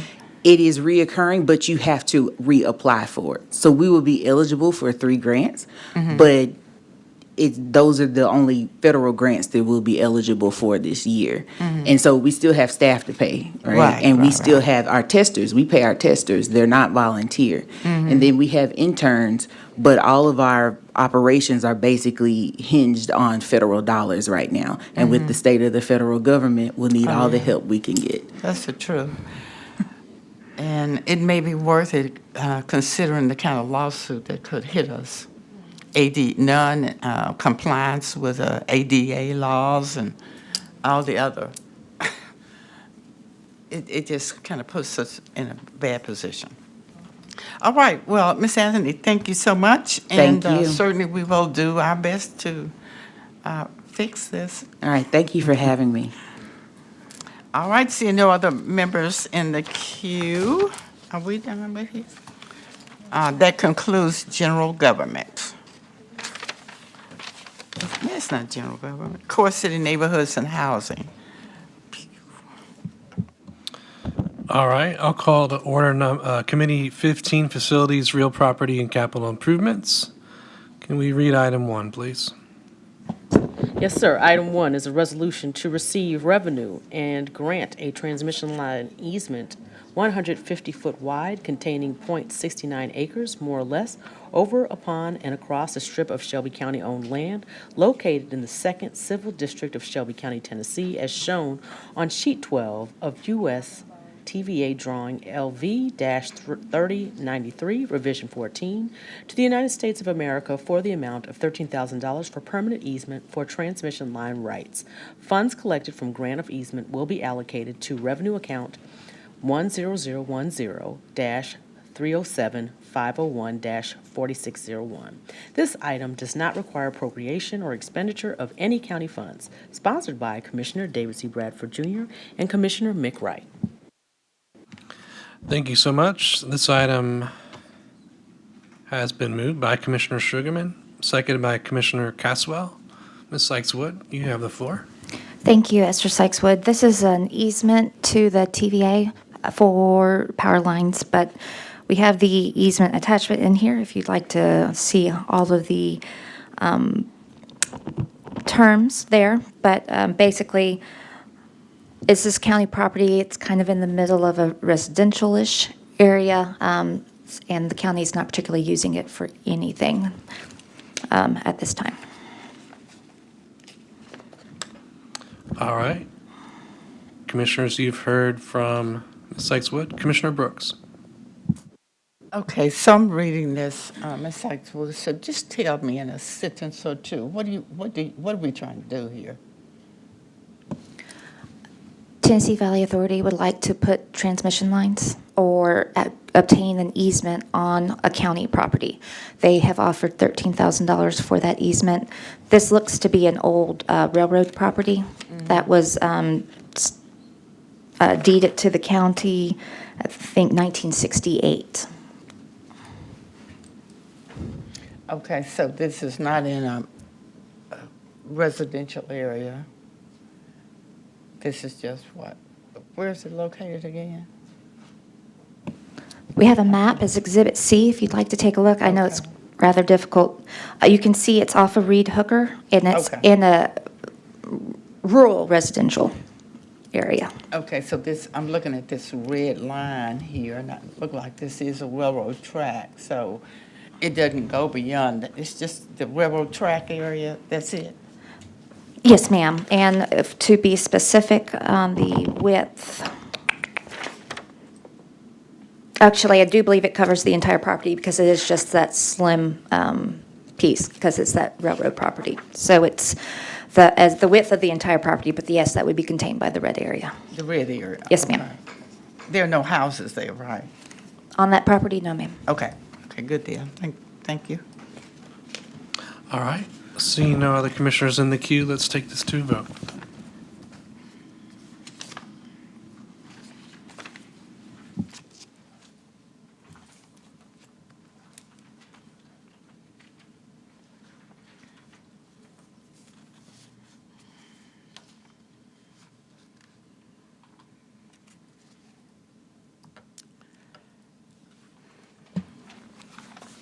We have aye votes from Commissioner Caswell, Sugarman, Wright, Brooks. We have 4 aye votes.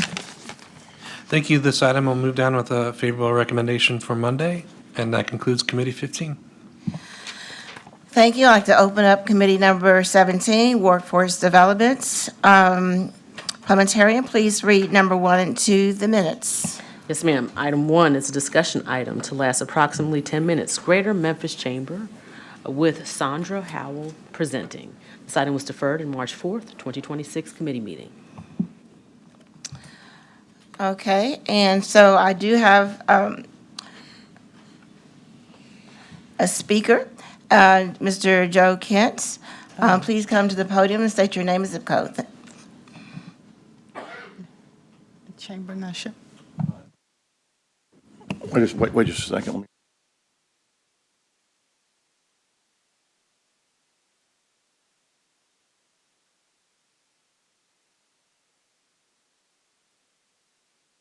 Joe Kent, 5111 Flamingo. I'm using my Bigfoot journal here. It's official Bigfoot. Under the FedEx Memphis Tomorrow Chamber Complex, public transit, education, workforce, and economic development have been botched. That takes work and intentionality. To botch all four simultaneously at the same time, it takes work. That intentionality is redneck. You're dealing with a bunch of rednecks, and to not know that as you govern prevents you from governing from a place of power. The Chamber and Edge are not your friends. They're not your partners. They're not the public's partners or anything like that. And I'm still wondering why they're back on the agenda, Madam Chair. They've stood you up twice. Are they here today? They've stood you up twice. If they're not here. I mean, so I don't even understand why they're on the agenda. I mean, I'd be getting rid of them. Education and workforce is your number one problem. To that extent, the county is the natural fulcrum for convergent education and workforce development, and as thematically and technically advanced by career pathways. In this way, technical career pathways expertise must be housed with the county. It would have been a natural for Reginald Milton to lead that up. I don't even know if he's still, I don't know what his deal is with the kid, but anyway, out of the administration. But since that opportunity has been squandered, it would be natural to head that technical work, technical expertise out of the commission, just some technical capacity around career pathways, which you don't have. I mean, you don't even talk about it. And, you don't do instructional oversight with all this money we spend on education. There's no there's a middle school academic crisis. There's no instructional conversation. So, and I would do that at no expense. There's some personal stuff I've got going on that, but anyway, I would do that at no expense. And I would like to schedule a Zoom with you.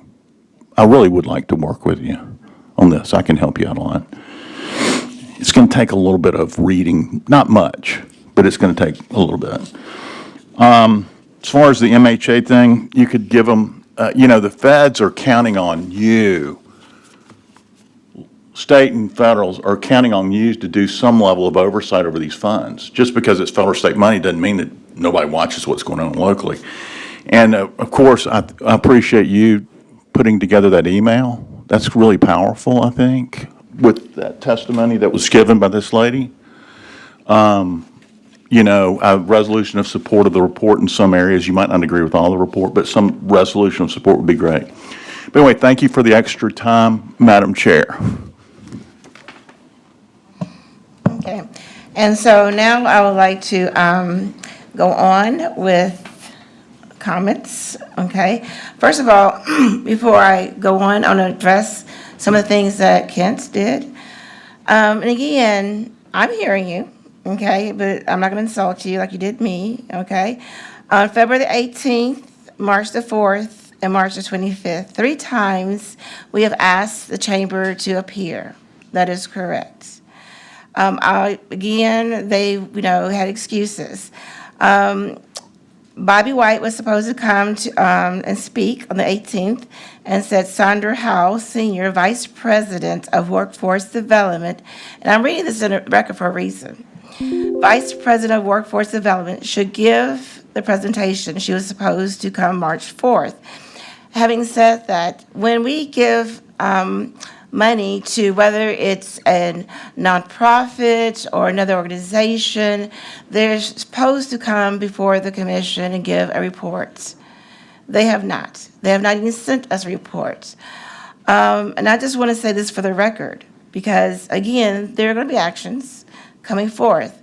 And I hope that when it happens, that I do have support of my colleagues. On February 27th, Bobby White then says Sandra Howell cannot come.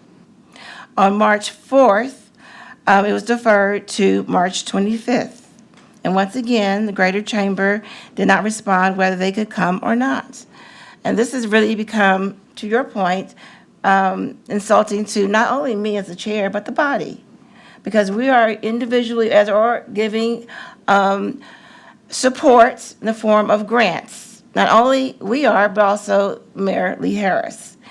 And where I'm going with this is that there is no callback, because I did research that. There's no callback. And so what happens when these entities do not do what they claim they're going to do? And then I looked at the resolutions, and the resolutions themselves are very weak, because it does not list, for example, what we expect from them and what they're going to do. So what happens when these entities receive the money and don't do what they claim to do? They come down to speak to us. And so as far as maybe the contract or the resolution or the program itself, there needs to be more oversight. And so I will be bringing a resolution, number one, for clawback, because they're not the only organization. RISE is another one.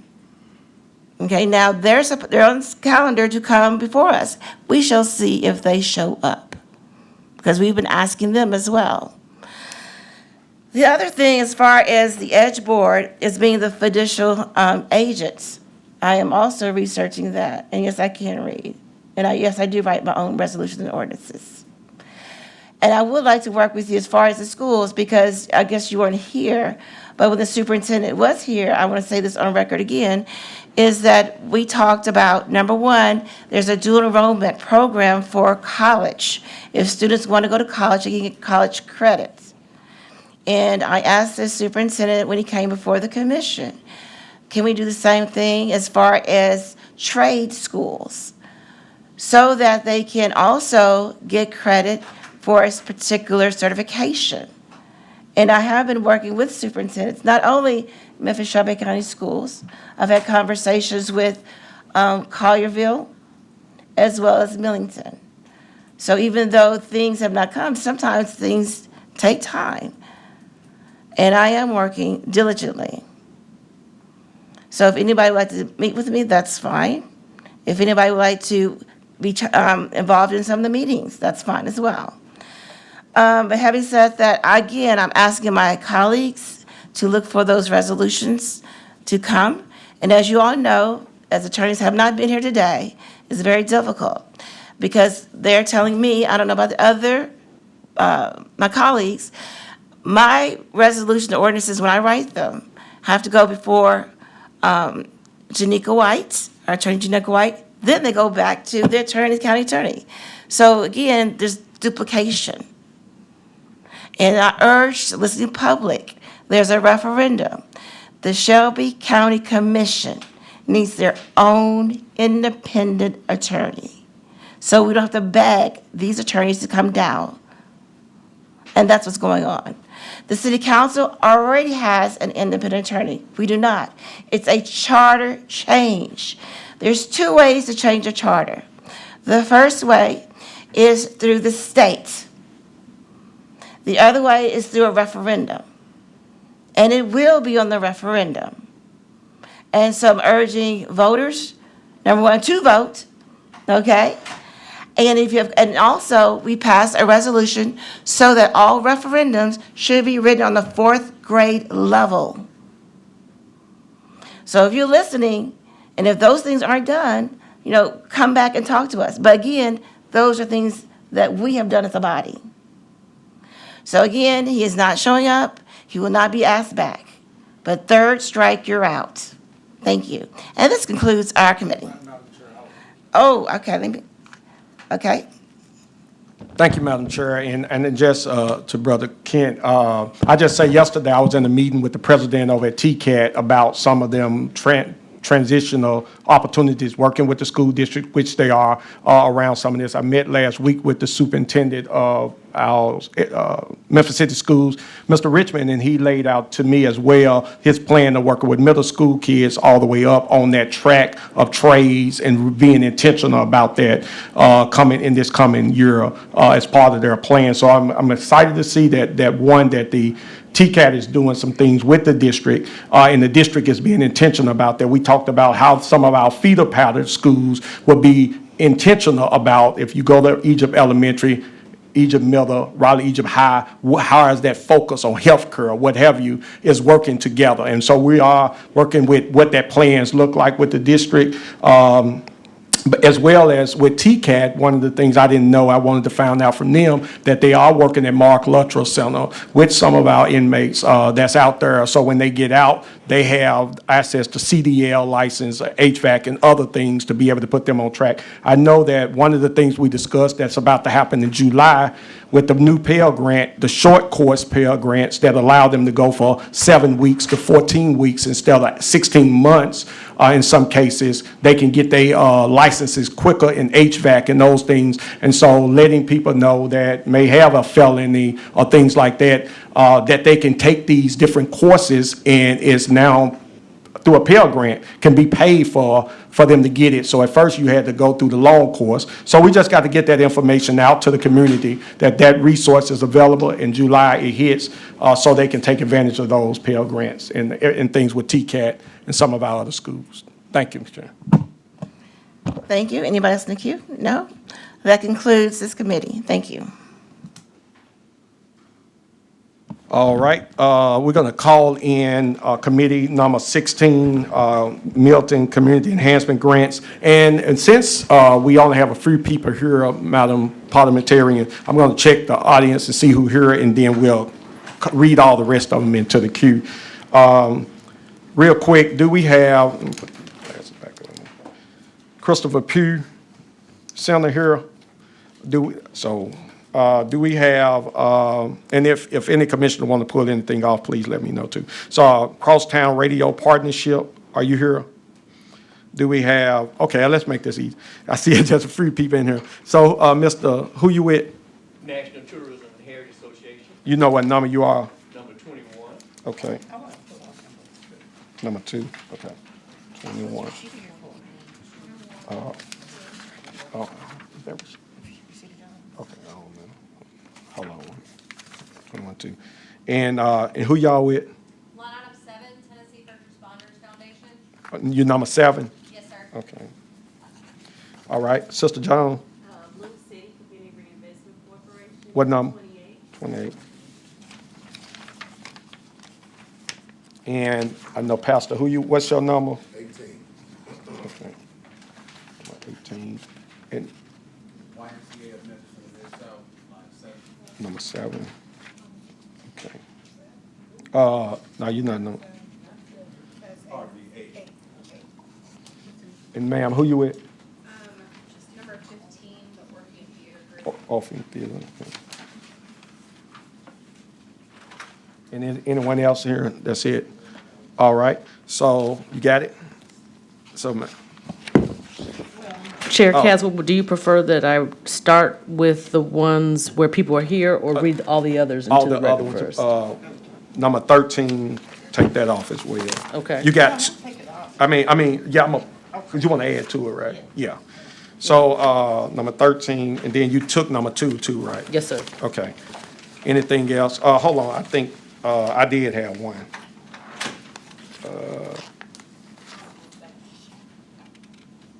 The welding, what did you do with that? Yeah, I'm looking for, one Accord. You see that?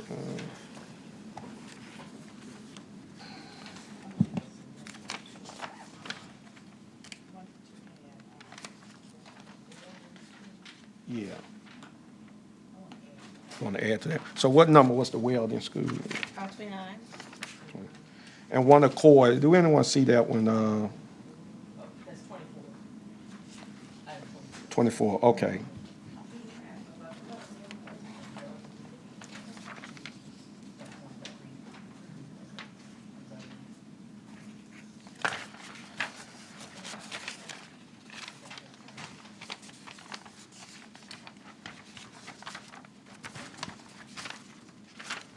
All right, so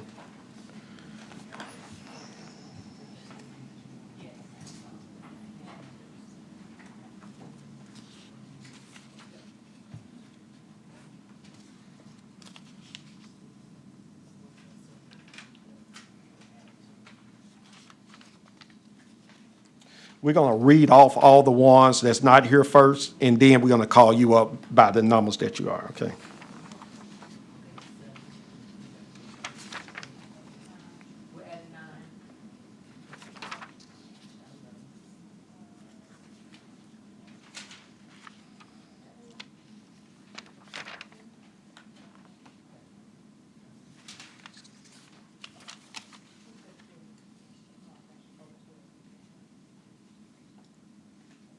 Chair Caswell, you want me to read the ones that are gonna not be read? Yeah. Okay, so the ones that will not be read together, that will be read and voted on individually are, Are you going to read, not I'm these? just gonna tell you to make sure that Okay, we okay. have the same. Yes, ma'am. And that, unless I'm, so to make sure that I'm not missing anything. Okay. So the ones that will be read individually are 2, 7, 8, 9, 11, 13, 15, 18, 21, 24, 28, and 29. I did hear 22 was, oh, no, that was the wrong number. Well, I heard 22. Is somebody at 22? I didn't hear 22. Okay. All right. Well, we'll take 22 off too.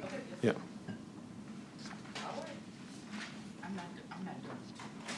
Huh. You're not taking, you want it, oh, you're not doing two, okay.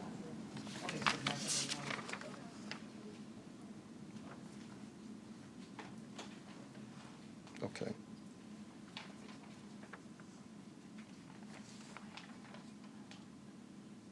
All right. Yes, sir. Okay. Item 1 is a resolution awarding county funds from the FY 2026 operating budget in the amount of $3,500 to Milestone of Tennessee at the Christopher A. Pugh Center for Men, a charitable organization. This item requires an expenditure of $3,500 from the Milton Community Enhancement Program Grant Fund, sponsored by Commissioner Miska Clay Bibbs. Item 2 is a resolution awarding county funds from the FY 2026 operating budget in the amount of $1,500 to Crosstown Radio Partnership DBA WYXR 91.7 FM, a charitable organization. This item requires an expenditure of $1,500 from the Milton Community Enhancement Program Grant Fund, sponsored by Commissioner Mikkel Lowry. Item 3 is a resolution awarding county funds from the FY 2026 operating budget in the amount of $2,000 to Elements of Life, a charitable organization. This item requires an expenditure of $2,000 from the Milton Community Enhancement Program Grant Fund, sponsored by Commissioner Mikkel Lowry. Item 4 is a resolution awarding county funds from the FY 2026 operating budget in the amount of $10,000 to the Collierville Chamber of Commerce, a charitable organization. This item requires an expenditure of $10,000 from the Milton Community Program Grant Fund, sponsored by Commissioner David C. Bradford Jr. Item 5 is a resolution awarding county funds from the FY 2026 operating budget in the amount of $5,000 to Volunteer Odyssey, a charitable organization. This item requires an expenditure of $5,000 from the Milton Community Enhancement Program Grant Fund, sponsored by Commissioner David C. Bradford Jr. Item 6 is a resolution awarding county funds from the FY 2026 operating budget in the amount of $10,000 to Leadership Collierville, a charitable organization. This item requires an expenditure of $10,000 from the Milton Community Enhancement Program Grant Fund, sponsored by Commissioner David C. Bradford Jr. Item 10 is a resolution awarding county funds from the FY 2026 operating budget in the amount of $2,500 to A Fresh Start to a New Beginning, a charitable organization. This item requires an expenditure of $2,500 from the Milton Community Enhancement Program Grant Fund, sponsored by Commissioner Mikkel Lowry. Item 12 is a resolution awarding county funds from the FY 2026 operating budget in the amount of $2,500 to Restoration, Time, Family, and Youth Services, Inc., a charitable organization. This item requires an expenditure of $2,500 from the Milton Community Enhancement Program Grant Fund, sponsored by Commissioner Mikkel Lowry. Item 14 is a resolution awarding county funds from the FY 2026 operating budget in the amount of $2,500 to the We All Be Group, Inc., a charitable organization. This item requires an expenditure of $2,500 from the Milton Community Enhancement Program Grant Fund, sponsored by Commissioner Mikhail Lowry. Item 16 is a resolution awarding county funds from the FY 2026 operating budget in the amount of $2,500 to Yellow Tea Rose Foundation of Memphis, a charitable organization. This item requires an expenditure of $2,500 from the Milton Community Enhancement Program Grant Fund, sponsored by Commissioner Mikhail Lowry. Item 17 is a resolution awarding county funds from the FY 2026 operating budget in the amount of $5,000 to Operation Taking Back 901, a charitable organization. This item requires an expenditure of $5,000 from the Milton Community Enhancement Program Grant Fund, sponsored by Commissioner Mikhail Lowry.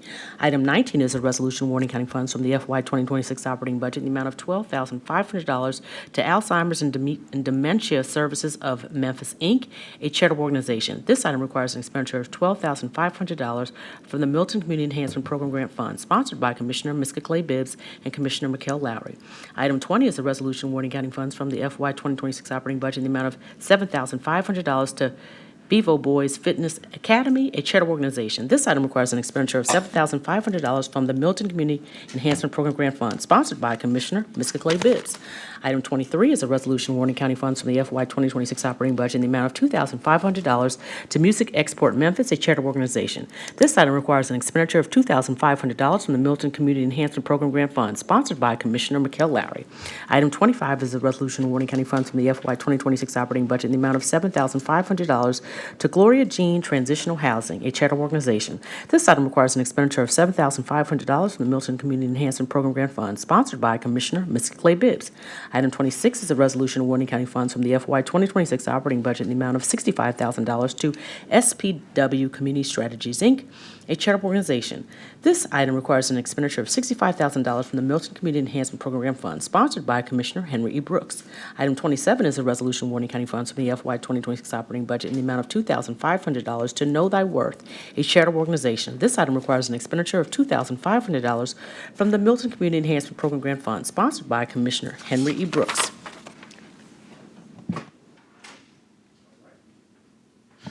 All right, let me get a mover and second on those items.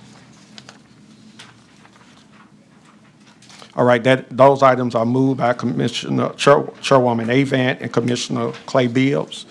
All right, seeing none in the queue, let's take these items to vote.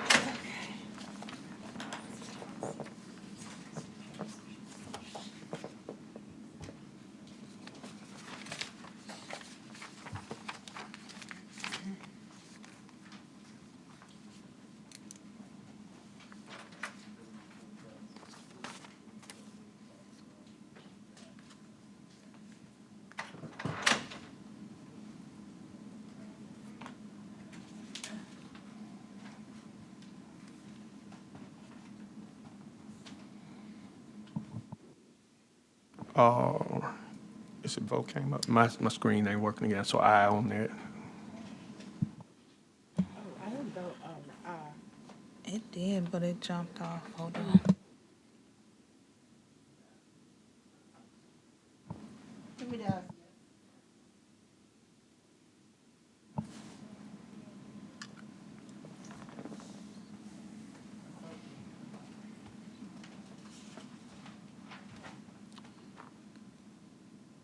You're doing it again.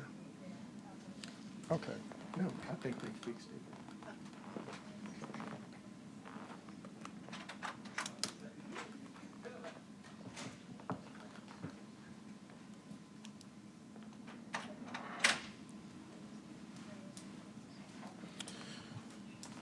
Talent votes.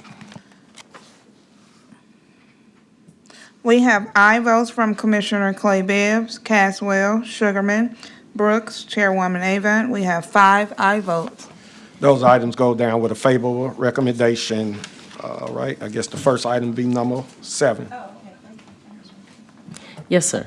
Item 7 is a resolution awarding county funds from the FY 26 operating budget in the amount of $10,000 to Tennessee First Responders Foundation, a charitable organization. This item requires an expenditure of $10,000 from the Milton Community Enhancement Program Grant Fund, sponsored by Commissioner David C. Bradford, Jr. All right, if you will, for the record, your name and address, and you have 3 minutes. Well, you don't have to have address, but your name. My name's Carly Hutchinson. I'm sorry, I'm sorry. I'm sorry. This been moved by Commissioner Sugarman, second by myself. All right. Carly Hutchinson, founder and executive director of the Tennessee First Responders Foundation. All right. You have 3 minutes. You can share. 3 minutes? Yes, ma'am. So, the Tennessee First Responders Foundation was founded in 2022, whenever there were two officers that I lost whenever I was in private practice as a therapist, and finding out that there's not really any resources for our first responders after something like that, but also after the day-to-day things that they see. And so the foundation was founded to be able to provide more and more resources for them, while also ensuring their mental wellness as they continue to serve our community. One thing that we do is peer support trainings, and those trainings can be very costly. CISD, CISM, what that is critical incident stress debriefings and stress management. And with those programs, it helps them to become more and more resilient and to process through things faster so that they can get back on their feet. In January, we had a task force come on. It's the First Responder Suicide Prevention Task Force. And with that, we work to do prevention, intervention, and postvention for suicide of our first responders. And I will tell you, as far as in Shelby County, there are so many different things that our first responders see here that maybe they don't see in rural areas. And the day in, day out, and the impact that it takes, it can create burnout very, very fast. And we want to prevent that so that they can be their best and respond to our community in the most efficient way. Thank you. I see Chairwoman Avan is in the queue. Yes, I'd like to amend by 2,500. All right, that Thank is you. 2,500 amended by Commissioner Chairwoman Avan, second by Commissioner Sugarman. That brings that to 12,500. All right. Anyone else in the queue? All right. All right. Thank you, ma'am. Thank you. Let's take this Thank item you to for your vote. time.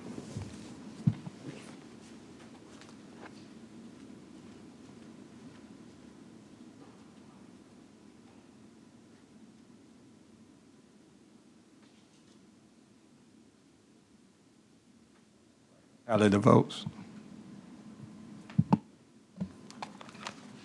We have aye votes from Commissioner Caswell, Sugarman, Shalai.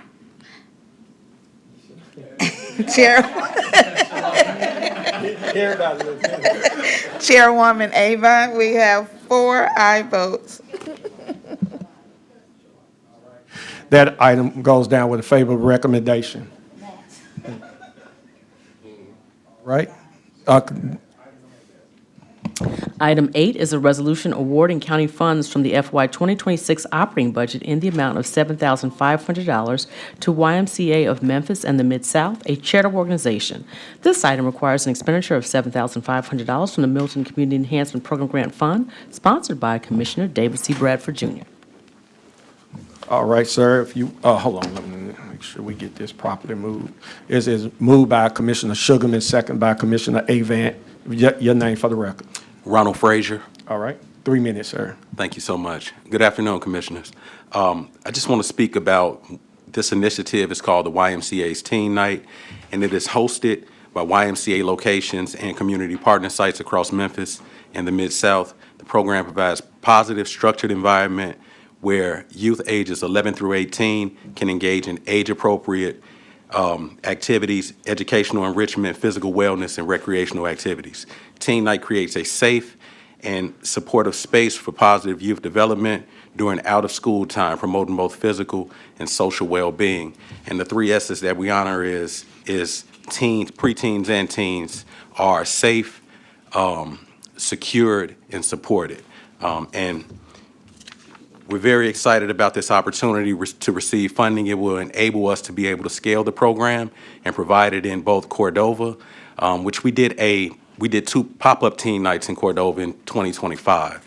And at both of those, the capacity was 100 students per event, and we had an average of 90 students coming out for each event. So we were right there at capacity at both of those teen night events. And we would also like to take this funding to sustain the downtown Fogelman YMCA's teen nights as well, which have been made a huge impact on surrounding communities in both South Memphis and North Memphis. So yes, we're very excited about it. I have a few data points that I would like to share with you all as well. We do participant surveys, participant satisfaction surveys with all of our preteens and teens that show up to our events, and we had 99.3 of them that stated that they feel safe and comfortable and welcome during our events.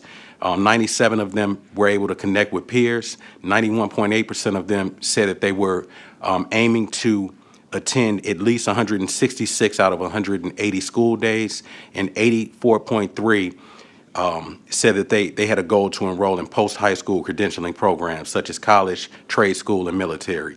80.9 college, trade school was 21.4, and military was 13.7. I mean, we don't just collect this data. We take this data and we use it for the well-being of the youth that we serve. So at our teen nights, we have partners that come in, whether it's military that comes in and speaks to the youth about those type of pathways. We have Delta Tech that comes in and speaks about trade opportunities. We have University of Memphis that have come in and talked to them about attending the University of Memphis, a four-year college right here in the city. So we're using this data for the betterment of the students that we serve.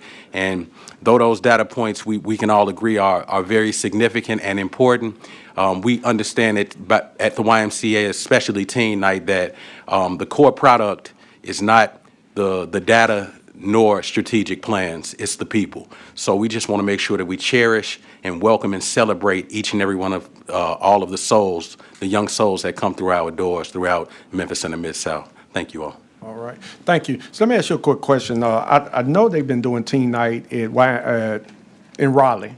Yes, sir. That's still going on? It is, I know yes. you didn't mention that. What is y'all about to leave me or something? We are not. No, we are. We're locked in for all of the remainder of 2026. Okay. We'll be in both 38127 and 38128. So we have teen nights at Memphis Business Academy, Okay. and we have them over at Embassy of Faith Embassy of with Faith. Pastor Broadnex and First Okay. Lady. All right, so you're about to cut yourself out or something. Oh, thank you, All right, you. thank you, man. Commissioner Avant. I'd like to amend by 5,000. So that's been moved by Commissioner Avant to add 5,000, second by Commissioner Sugarman. So that takes that total to, what we got, Commissioner Avant? 12,500, 13,000, okay. All right, Commissioner Bills. Thank you so much, Chairman. I just want to acknowledge that I will be recusing myself from this vote on Monday. I am in partnership with the Y on work. Okay, thank you. Thank you for that. All right. And I want to amend this by 2,000. That's 15. So that's moved by myself to amend it by 2,000, second by Commissioner Sugarman. That brings it to 15,000. All right. I would add, but we don't have a Y, so. Huh, you don't have a Y. All right. Let's take this item, so that's 15,000. We'll take this item to vote. Thank you. And while we're waiting on that vote, are you still in Whitehaven? Yes, we are. Y'all do the teen night there? We do. Okay.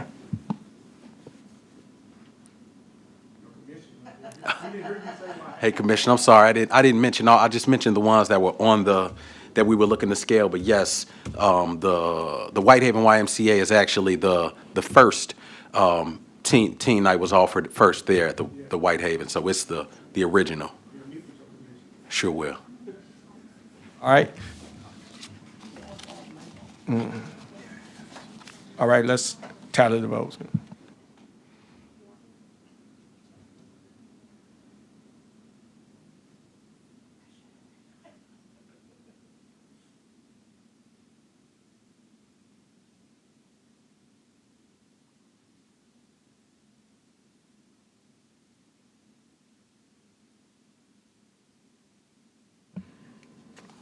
We have aye votes from Commissioner Caswell, Sugarman, Brooks, Chairwoman Avon, Commissioner Clay Bibbs recused. We have 4 ayes and 1 recused.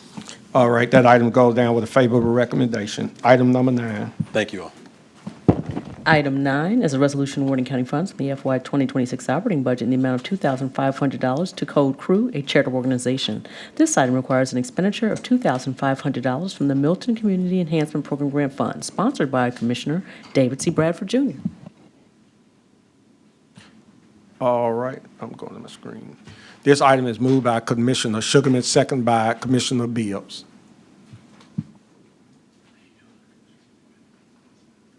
All right.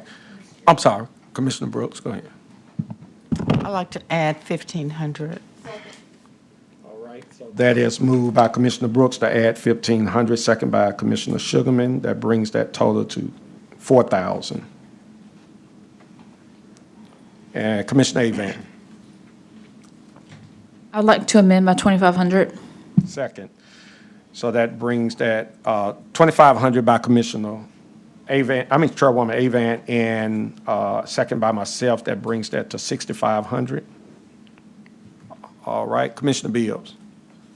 I'd like to amend by 1,500. All right, so that is 1,500 amended by Commissioner Bibbs, and second by Commissioner Sugarman. That brings that to 8,000. Commissioner Sugarman.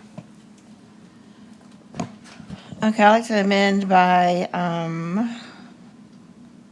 2,000. 2,000. Second.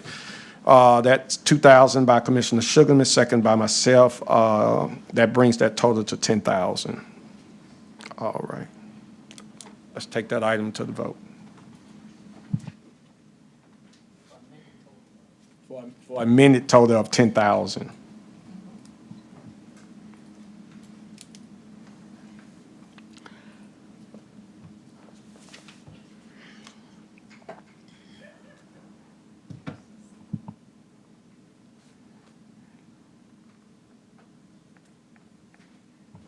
Tally the vote.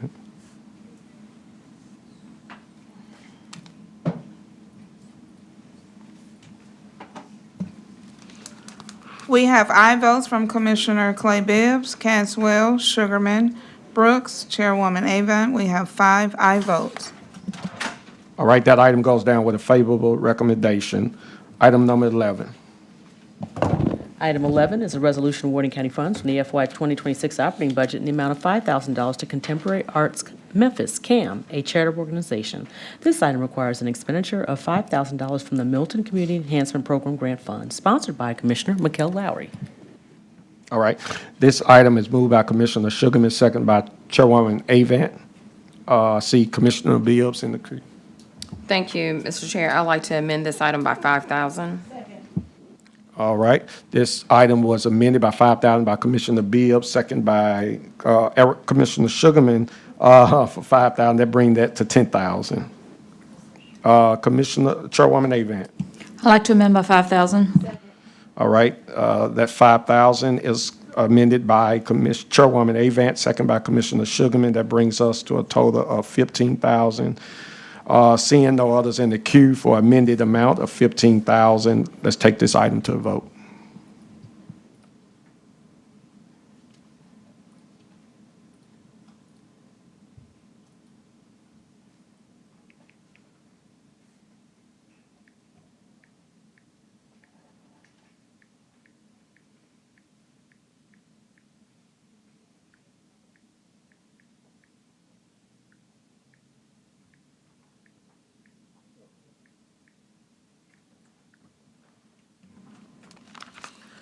We have aye votes from Commissioner Clay Bibbs, Caswell, Sugarman. We have 3 aye votes.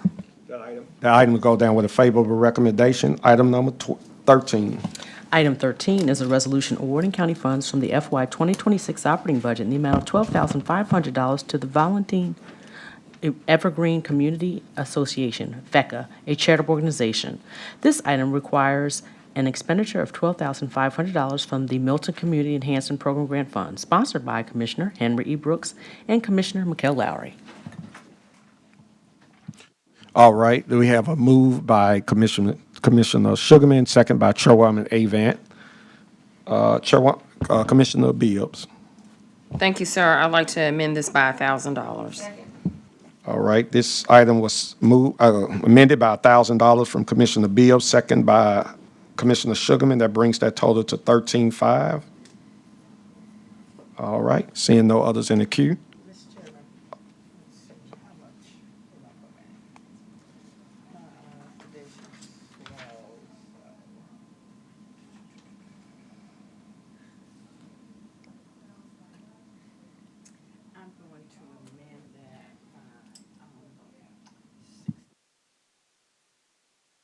All right, so Commissioner Brooks amending it by 6,500, second by myself.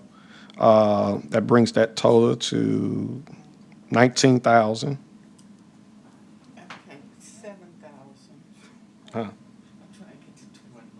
Okay, 7,000.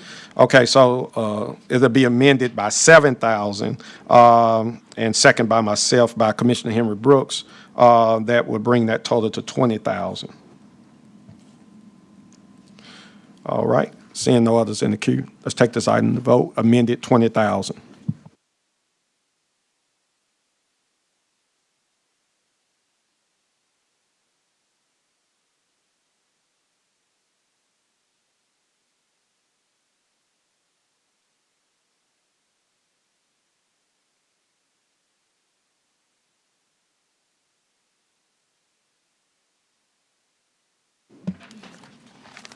We have aye votes from Commissioner Clay Bibbs, Caswell, Sugarman, Brooks, Chairwoman Avon. We have 5 aye votes. All right, that item goes down with a favorable recommendation. Item number 15. Item 15 is a resolution awarding county funds from the FY 2026 operating budget in the amount of $2,500 to Orpheum Theater Group, a charitable organization. This item requires an expenditure of $2,500 to the Orpheum Theater Group, a charitable organization. This item requires an expenditure of $2,500 from the Milton Community Enhancement Program Grant Fund, sponsored by Commissioner Mikhail Lowry. All right, this item was moved by Commissioner Sugarman, second by Chairwoman Avant. All right. Hi, Mackenzie Van Osdol, Manager of Grants and Donor Communications at the Orpheum Theater Group. I just wanted to provide a little context for the requested funding. This is for our program called the Neighborhood Play Program. This was established originally with the Binghamton neighborhood, and we've now moved it in the second iteration to the Soulsville and South City neighborhood. The Neighborhood Play Program is a community playmaking program that explores the stories of a local neighborhood and collaboratively creates a full-length play with and about the community. The Orpheum Theater Group facilitates a series of free, interactive, story-based workshops between neighborhood residents and artists, creates a fictional play inspired by those stories, and invites community members to audition and participate in the production alongside professional Orpheum teaching artists. The program culminates in a free public performance. Since we requested this funding back in the fall, we've partnered with 13 community partners in the Soulsville and South City neighborhood, have shared 52 storytelling events, and collaborated with over 900 community members, those as young as 8 years old and as old as 88. A couple upcoming things, if anyone is interested in engaging with this program, we will have 2 public community readings next month. To hear excerpts from the play in progress, enjoy food, and build community. All ages are welcome. Saturday, April 11th, we have a public reading at 12 p.m. at Art House Cafe on Mississippi Boulevard. And on Thursday, April 16th at 6 p.m. at SCORE CDC on Vance Avenue. Thank you. All right, appreciate your good work you're doing there. All right, seeing no others in the queue, let's take this item to vote.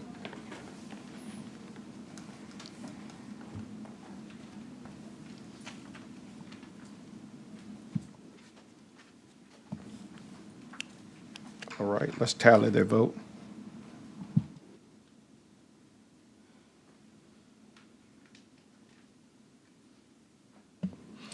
We have aye votes from Commissioner Caswell, Sugarman, Shalai, Brooks, Chairwoman Avant. We have 5 aye votes. All right, that item goes down with a favorable recommendation. Item number 18. Item 18 is a resolution awarding county funds from the FY 2026 operating budget in the amount of $2,500 to Urban Promise 901, a charitable organization. This item requires an expenditure of $2,500 from the Milton Community Enhancement Program Grant Fund, sponsored by Chairwoman Shantae K. Avant. All right. This item was moved by Commissioner Sugarman, second by myself. That's you, Pastor.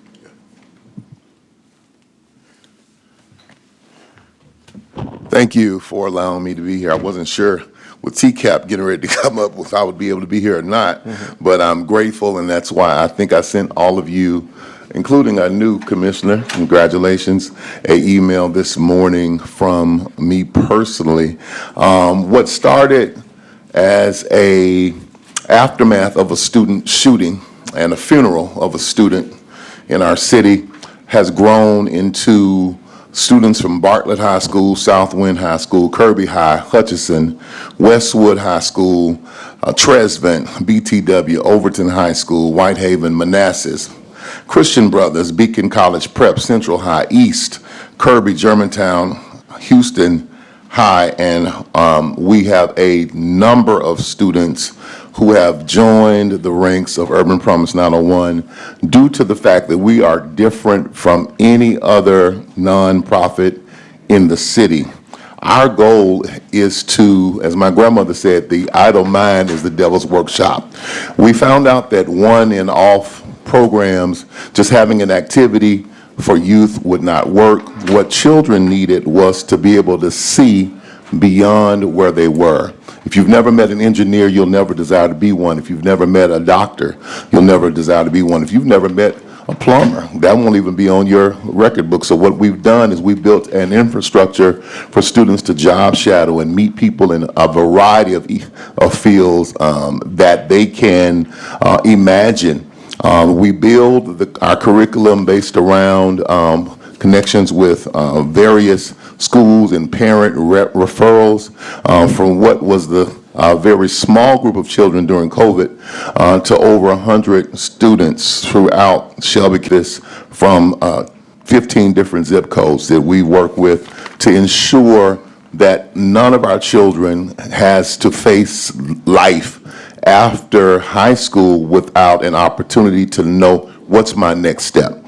Without a next step, our children are a public safety issue, and they need a next step. Many of the students that I've worked with, oftentimes after high school, will say, I don't know what I'm doing next. And so stepping into that role of working with a group of educators and other individuals who work with us, we have built an infrastructure to work with a group of individuals across a wide array of career perspectives to allow students within Urban Promise to meet and to greet and to know and to learn and to grow into responsible, respectful human beings, all races, various zip codes, suburban and urban, all together, working together to make Memphis and Shelby County a better place. All right. Thank you, Pastor. I know I want to amend it by 2,500. Second. All right. That item is amended by 2,500 by myself and second by Commissioner Sugarman, bringing that total to 5,000. All right. Thank you, Pastor. Thank you. All right. Let's take this item to vote, amended at 5,000.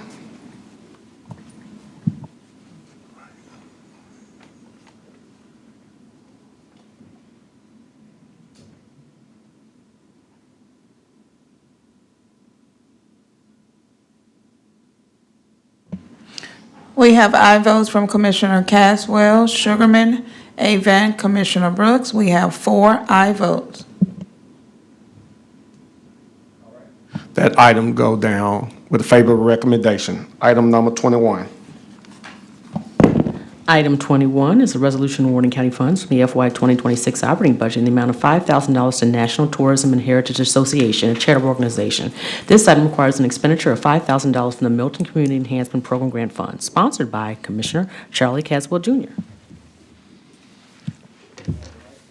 This item is moved by Commissioner Sugarman, second by myself. All right. All right, sir. I think it's on. Is it on? Van? Commissioners, good afternoon. My name is Wayne Ingram, and I'm the President and CEO of the National Tourism and Heritage Association. Thank you for this opportunity to make our presentation today. Our grant proposal consists of 2 modules. Number 1, caregivers and caregiving training and educating to prepare all our communities for future health development concerns. Module number 2, character education and cultural exposure. Our research concerning caregivers and caregiving is based on the volume of patients in our health system. We must give more focus on this vital issue going forward to prepare future outcomes. And I want to stop there and say, Commissioner Cashwell, congratulations, you are a member of the AAAD, the Aging Commission, and you're doing a good job, and thank you for that. Caregiving is not just a question for seniors, but all ages are impacted. A family is leaving a health institution as we speak, may not have vital resources in reference to information. Our educational effort is a stopgap. We must do this together. The character education and culture exposure module is proposing that students from pre-K to high school and their parents be invited to participate in setting a tone we have labeled Good Morning.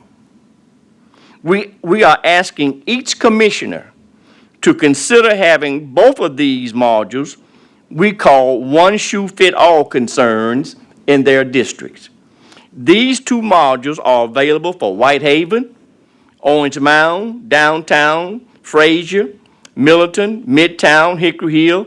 It is a north, east, west, south, all aboard effort. Good news, all districts are in the development plan, and ongoing funding from the private sector is also being requested. It truly is a community tone-setting effort. Thank you, and we look forward to your questions. Thank you, sir. Thank you for the good work you're doing. Chairwoman Avant. Yes, I'd like to amend by 5,000. Second. All right, there's an amendment by 5,000 but from Chairwoman Avant, second by myself. That brings that total now to 10,000. Commissioner Mills. Thank you. I'd like to amend by 2,500, please. Second. 2,500 amended by Commissioner Mills, second by myself. That brings that new total to 12,500. All right, seeing no others in the queue, that amended, let's take this item to vote with amended amount of 12,500.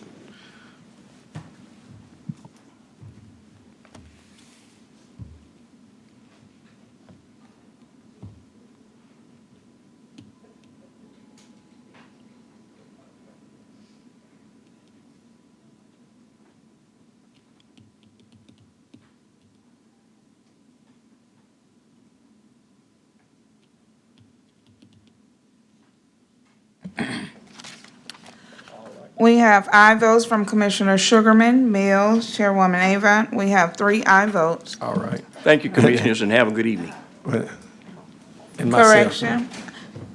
We have aye votes from Commissioner Caswell, Sugarman, Mills, Brooks, Chairwoman Avant. We have 5 aye votes. Thank you. All right. Thank you. Item goes down with a favorable recommendation. Item number 22. Did you add 22? Item 22 is a resolution awarding county funds from the FY 2026 operating budget in the amount of $5,000 to 2 Unique Community Salvation Foundation, a charitable organization. This item requires an expenditure of $5,000 from the Milton Community Enhancement Program Grant Fund, sponsored by Commissioner Miska Clay Bibbs. All right. This item was moved by Commissioner Sugarman, second by myself. I would like to amend this item for 2,500. Second. All right, this amended for 2,500 by myself, and second by Commissioner Sugarman, bringing that total to 7,500. All right. Seeing no others in the queue, let's take this item to vote.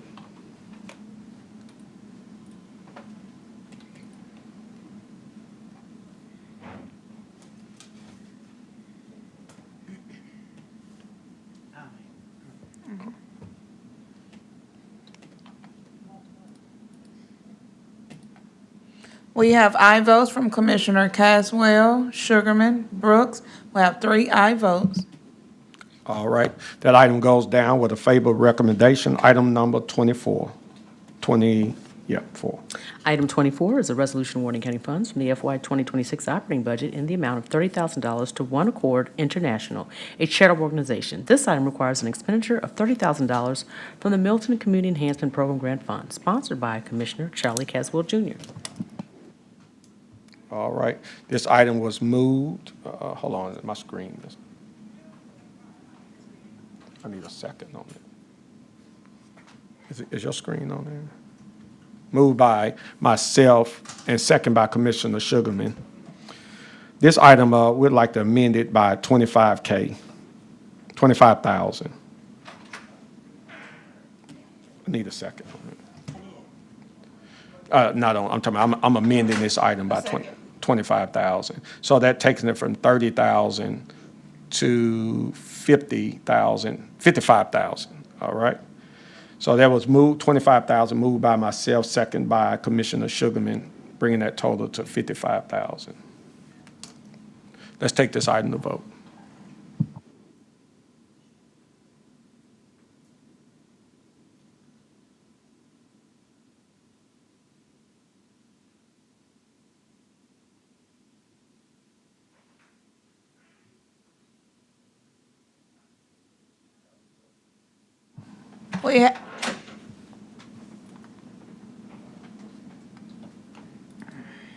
We have aye votes from Commissioner Caswell, Sugarman, Brooks. We have 3 aye votes. That item goes down with a favorable recommendation. Item number 28. Item 28 is a resolution awarding county funds from the FY 2026 operating budget in the amount of $10,000 to Blue City Community Reinvestment Corporation, a charitable organization. This item requires an expenditure of $10,000 from the Milton Community Enhancement Program Grant Fund, sponsored by Commissioner Michael Whaley. All right, that item was moved by Commissioner Sugarman, second by myself. Ms. Jones?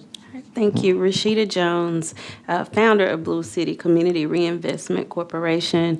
We were founded around COVID 2021, and we believe in what we call Healing Center community development work that supports the cultural fabric and really thriving neighborhoods.